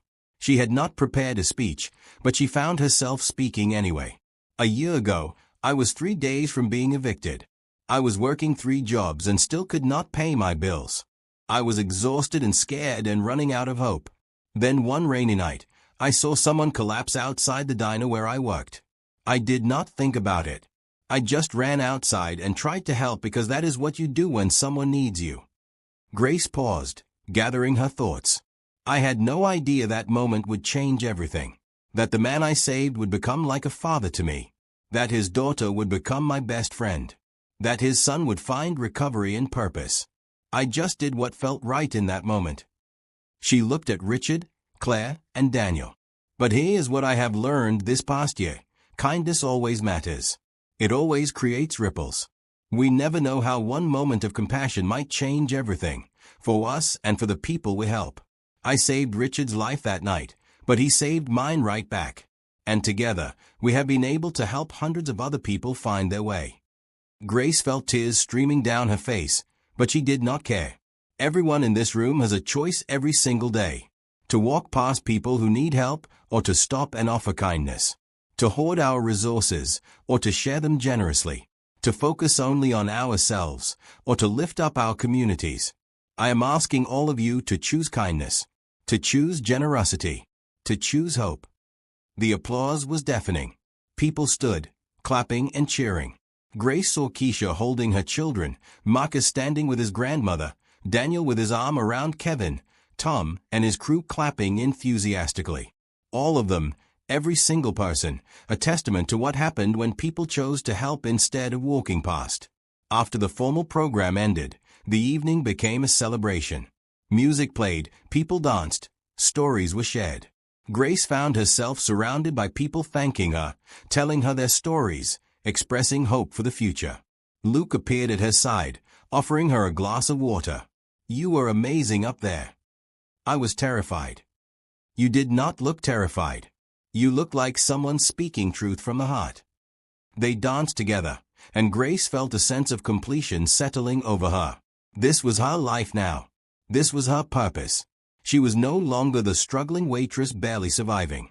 She was a woman who had been given a chance and was using it to give chances to others. Near midnight, as the event was winding down, Richard gathered his family together, the family that now included Grace. Richard, Claire, Daniel, Patricia, Frank, and Grace stood in a circle. "I want to remember this moment," Richard said. "All of us together, healthy and happy and doing work that matters.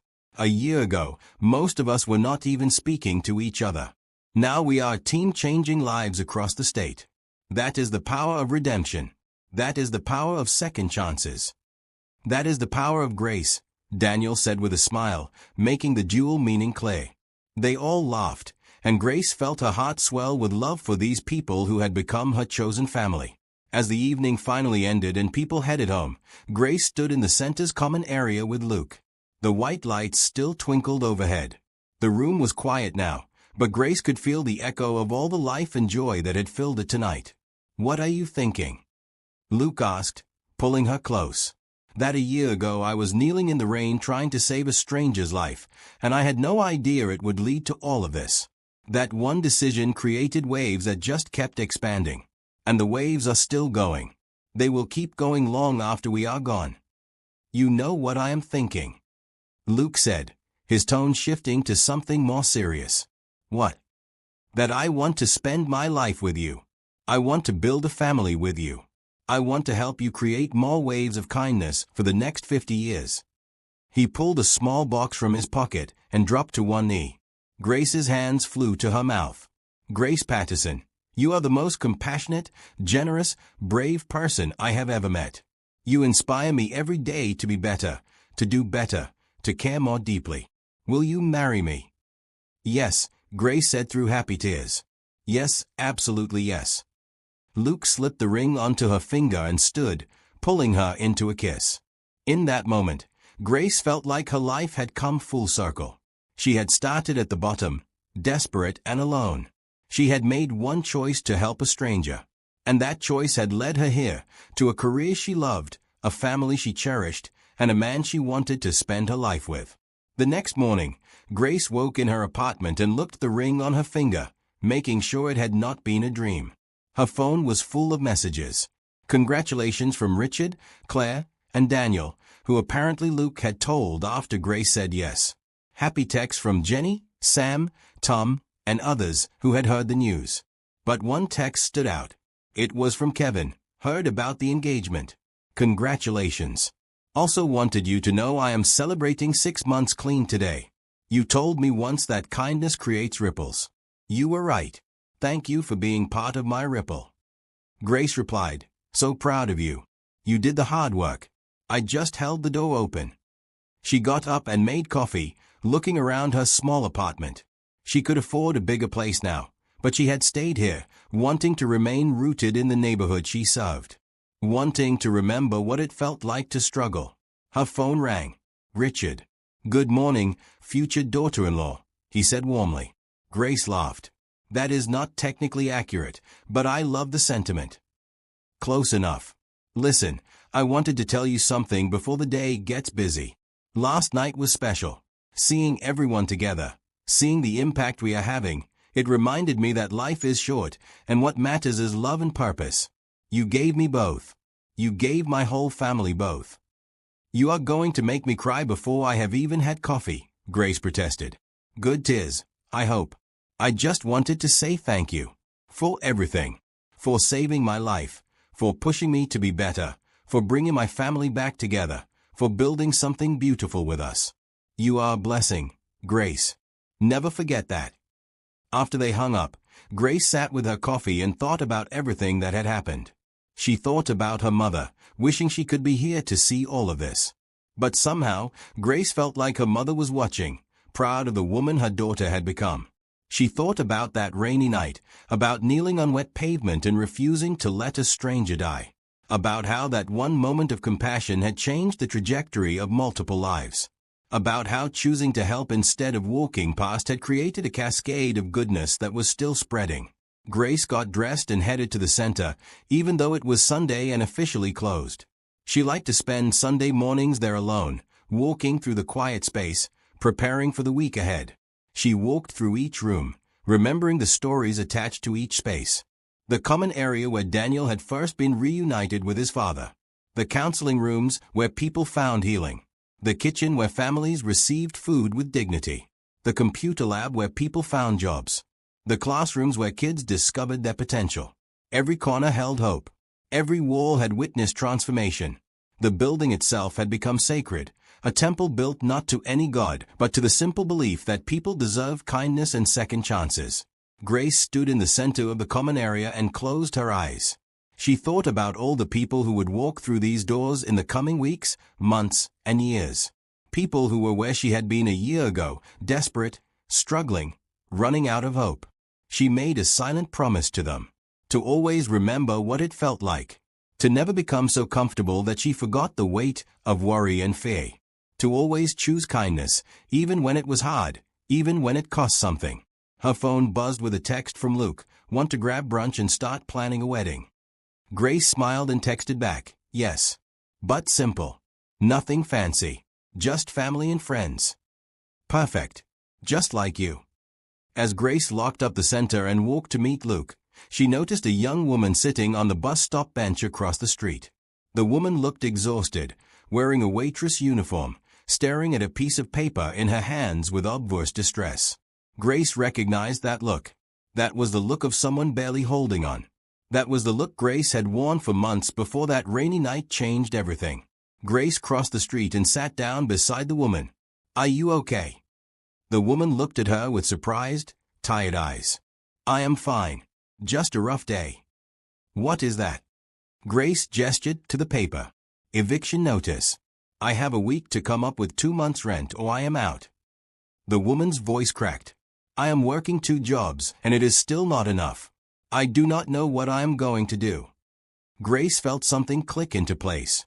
This was why everything had happened. This was the point of it all. To be in position to help the next person who needed it.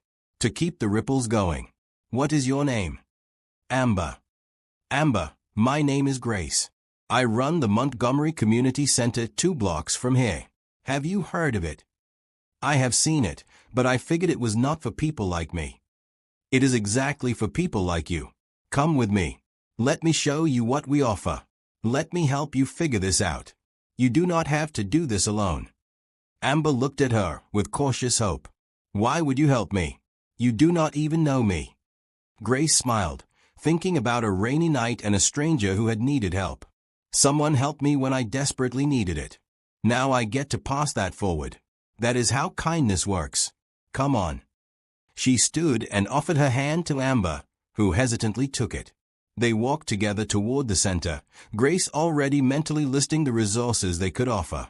Rent assistance, job training, financial counseling, whatever Amber needed.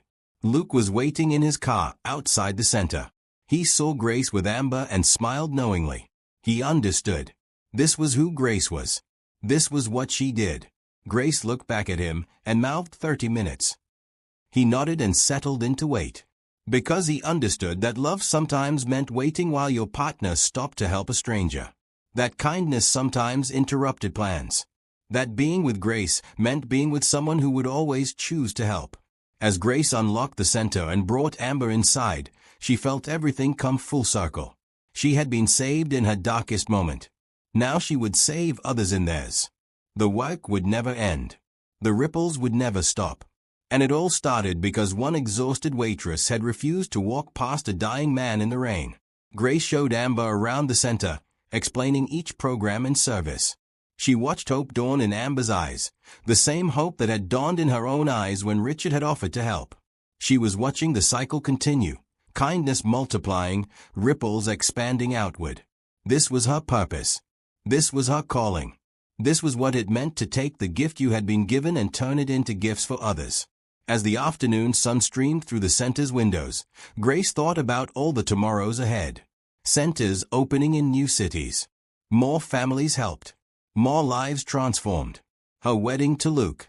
Maybe children someday who would grow up understanding that kindness was the most important thing. But most of all, she thought about moments like this one. Standing with someone who needed help, offering hope when hope seemed lost. These moments were everything. These moments made life mean something. Grace had saved Richard's life in the rain. He had saved hers with his generosity. Together they had built something that would save hundreds more. And those hundreds would help thousands. The ripples spreading forever outward. All because one person chose kindness in a moment when walking past would have been easier.